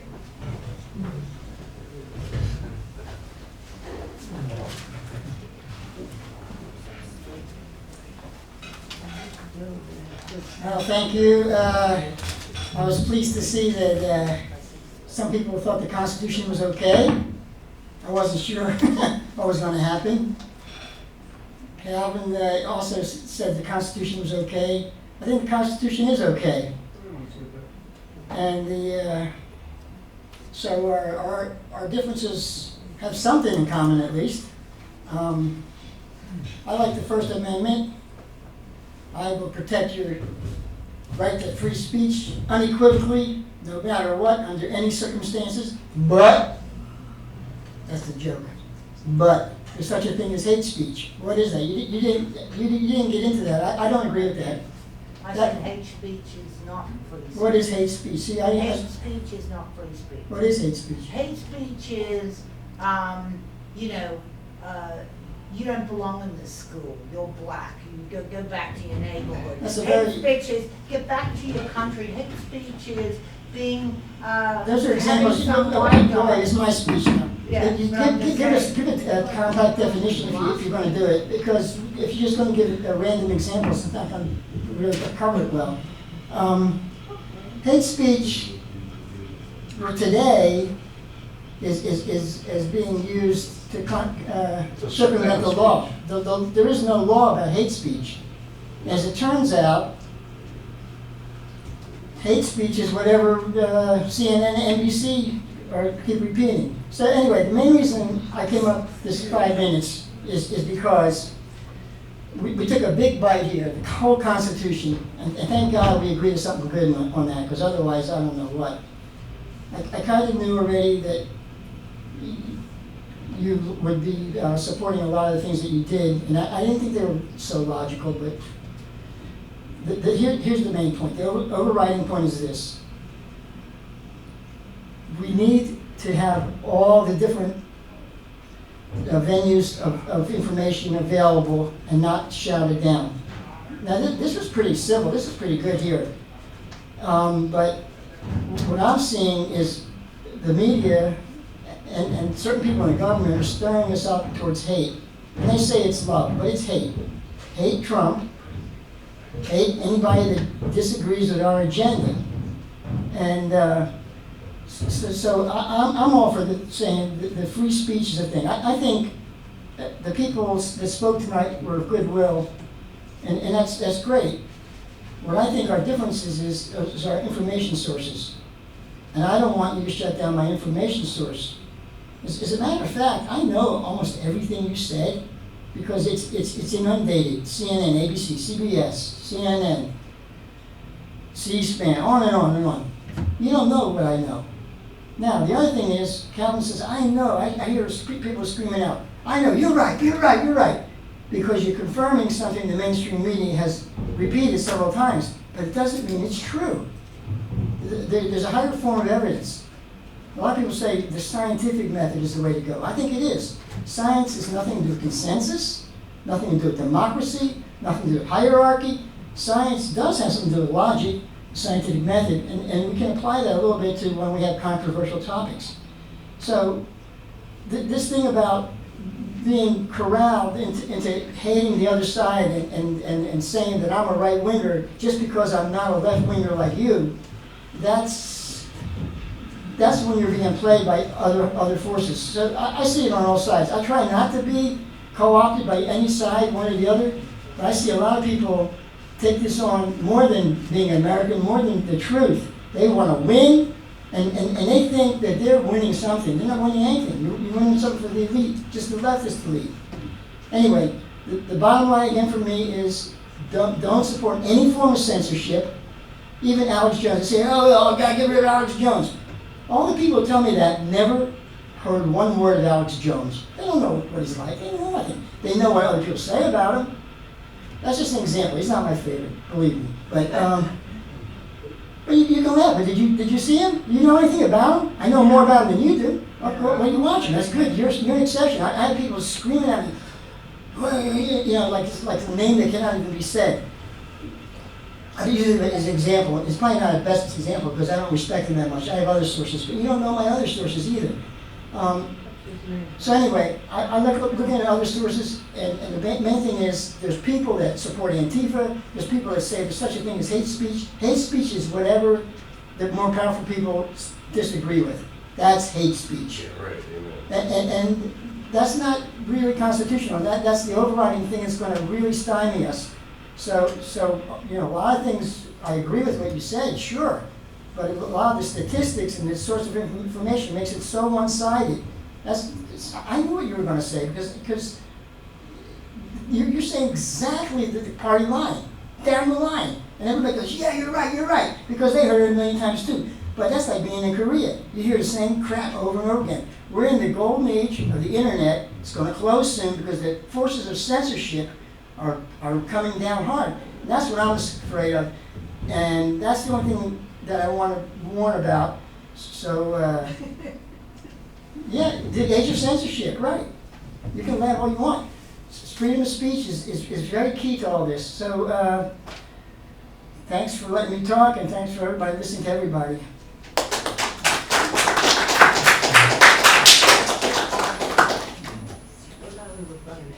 That was fun.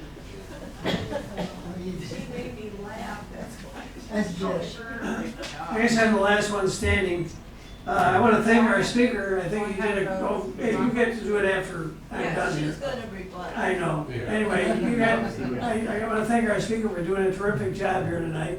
Got us all thinking and got a lot of rebuttals, and it's a good thing. And you know, you did a tremendous amount of research. You know, thank you for that. A couple things. You centered a lot on gun safety, gun ownership.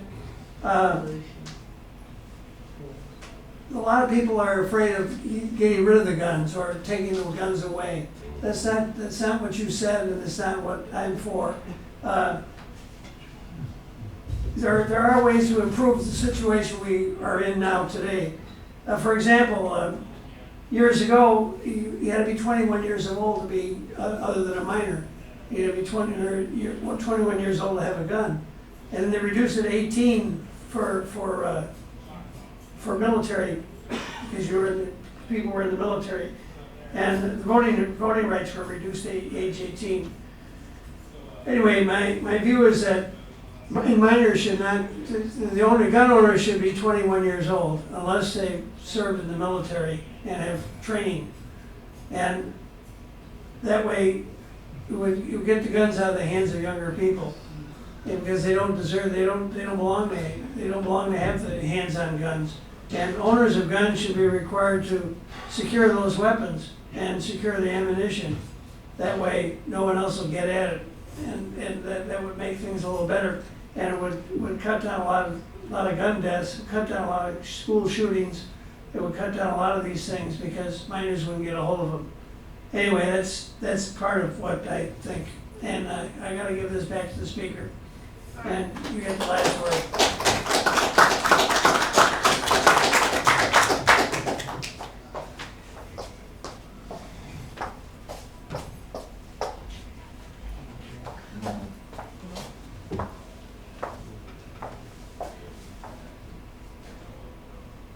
Oh, you know what I did? I missed out a point at the very end. And this is gonna play in to it anyhow, okay? We gotta have equality, okay? And and you get rid of the graft and greed inequality, you have to have a government, you know, of the people, by the people, for the people. It's the only way to proceed in order to eliminate equality. And I apologize, I didn't press that last button there. So maybe that would have saved a lot of rebuttals, who knows? Probably not. So, in any case, leftist, rightist, it really doesn't matter, okay? I'm a human being, and I think I'm relatively civilized, and I want to live in a civilized society. And massive guns don't play in that society as far as I'm concerned, okay? Weapons of war don't belong in a society where people are going about their daily lives, okay? As it relates to the inference that, you know, we gotta have guns because criminals have guns, okay? And all I was trying to do, especially through all the amendments that I spoke to here, imagine if the legislation of the 60s had been properly funded and some wrongs corrected accordingly, okay? One, we wouldn't have gang violence in neighborhoods to begin with, because they wouldn't be in institutionalized neighborhoods, okay? There wouldn't be, have had laws that prevented minorities from getting bank loans to go out and buy a house, or they wouldn't have been denied rentals, properties in other neighborhoods. So I think that, you know, we created, just on that one example alone, because there are lots more examples too, that we've created because of our delivery of rights in this country, okay? We've created so-called criminals. And why wouldn't you become a criminal? Is every time you turned a corner, you got slapped in the face because you weren't being treated equal by your citizens. You weren't even being spoken to in a civilized fashion, okay? And hate speech is exactly what I meant to say it was. And the horrid thing, when I talked about the dictator's playbook and the narcissistic personalities that tend to become dictators in society, right now, I can't think of a continent on this globe that isn't having some form of the dictator's playbook taking place from the leaders of the governments, okay? You have it on this continent and diminishing the press, all the First Amendment rights, they are happening here. They are, the president is breaking his oath of office with the way he goes on about the press and how stupid people is and calling people by names and so on and so forth. Well, guess what? It happens in other continents. And I think all 5 are in play right now. And I can't remember a time in my lifetime where I've seen this horrid rhetoric taking place at the very tops of governments. It's insanity, in order to somehow mull the people around so they can then come in and with their ultimate goal of greed and take all the goods out of the country anyhow in the way of what's in the treasury. So, xenophobic, bigoted remarks, okay, those are all hate speech as far as I'm concerned. They're occurring in our kids' schools now. One teacher at a school recently received an email from a student that was subject Jew, because she happened to be Jewish, and the student wrote on the email, "Why aren't you in the ovens where you belong?" Okay, if you don't call that hate speech, and if you think that it's perfectly okay to have citizens going around conversing to other citizens like that, then I don't know what to tell you, but we're obviously on different planets, okay? Charlottesville, Jews won't replace us, and what have you. Antifa, I couldn't agree more with you, okay? I don't want violence on either side. Violence begets violence. There is no other response other than that to that, okay? If our 14th Amendment, we've all seen inequality. Blacks probably more than any other part of our population. They've experienced it way up to the 60s and beyond. Should I remind you, maybe I need to because it's part of my research too, the last lynching in this country was in 1981. It's not a product of the 40s and the 50s and well before then in the 60s. I mean, this is disgusting that people think that they are so superior to someone, this white privilege that we get put in front of us every day, and that I have a right to breathe and walk around and do whatever I want, but you don't, okay? And even reeling out some, verse from a Bible to substantiate that, okay? I'm heterosexual, you're homosexual, you're a fag, okay? Okay, you don't deserve to be entitled to love the person you want to love. Okay, my back gets up so much about this kind of stuff because it is uncivilized that someone thinks that they have the right to look down, bully, or kill someone that they think is beneath them. Okay, and that's uncivilized as far as I'm concerned. And by the way, from a criminality perspective, there's probably a lot more white-collar crime going on via the internet today than there isn't even crime on the streets.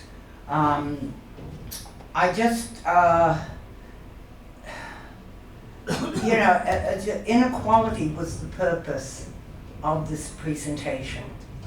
and it's going on every day in this country still, and you know, I don't even know, like even in the homeless situation, I brought up the SNAP as an example, the SNAP program, but even with the homeless situation, how people don't even have the empathy, okay, and heart to understand how desperate a situation that must be to sleep and live on the streets. And what's even more amazing is that there are people that are in the homeless population or unsheltered population today, and guess what? They do have jobs. And one program I saw recently, one of those jobs was delivering the US mail. Well, a full-time job, okay? But that person, because they lived in Seattle, even working for the US government, still didn't have enough money to afford the apartment costs that are around in any urban area today. It's getting crazy though.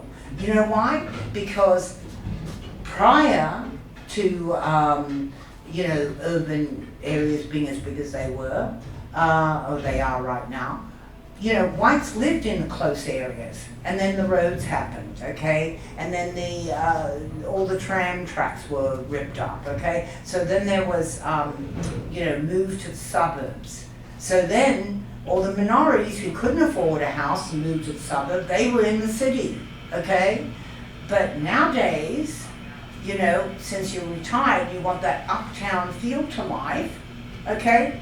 Well, let's just go in and move over those poor people. We want their land now because it gives us a downtown view and gives us that uptown lifestyle.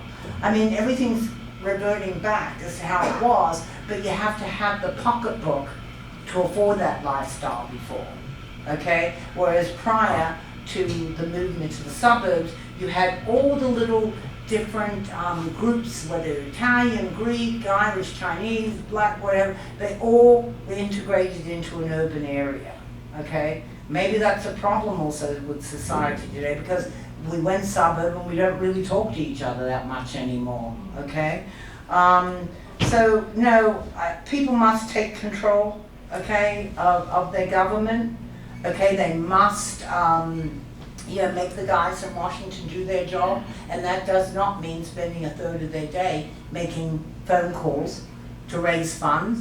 I do agree with the Australian and the English form of government as far as voting is concerned. We have to elect someone to run, but there should be a limited time frame. It shouldn't be happening a year or two before the bloody election is even to happen, okay? What else? I just want to say that there is no left or right that should be considered as it relates to interpreting what the Constitution was meant to do, what the 14th Amendment absolutely says are all people's rights. And if we just followed the Constitution as written, and if it hadn't been abused as it has been, I think we'd be a lot better off for it, period. And, what can I say? I thank you for listening to me. It is my point of view. I promise it doesn't come from the left, which is another thing I do have to say. Don't disregard everything that even though Democrats aren't called Democrats anymore, they're called leftists or the leftist elite. And even this week, yesterday, after the person, the lawyers were on in Congress,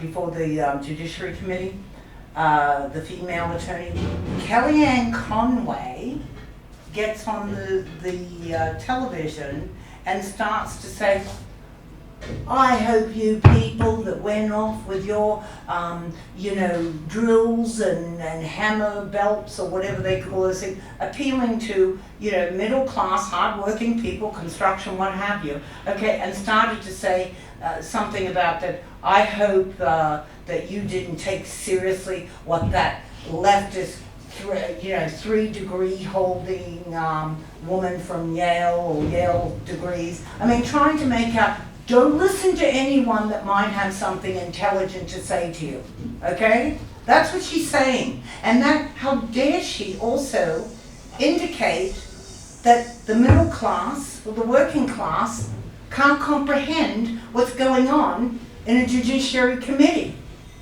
I'm from the working class. I'm one of 5 kids, okay? It was week to week how we grew up. And most of the time, we didn't have excess. In fact, we were at a deficit, okay? So, to indicate that we're not capable of being educated and ourselves going on to Yale and earning 3 degrees is just insulting. Just as it was insulting, and I have no idea why anyone would have voted thereafter, for Trump to say, I love the undereducated. I mean, my God, people need to get their heads screwed on as it relates to who's really hurling the insults here. Anyhow, thank you.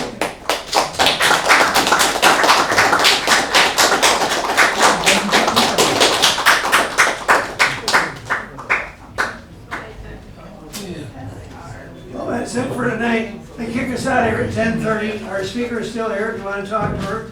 And hope to see you all next week. This will be the last meeting of the year next week. And we'll have Forest Cake here for you next week. Annual thing.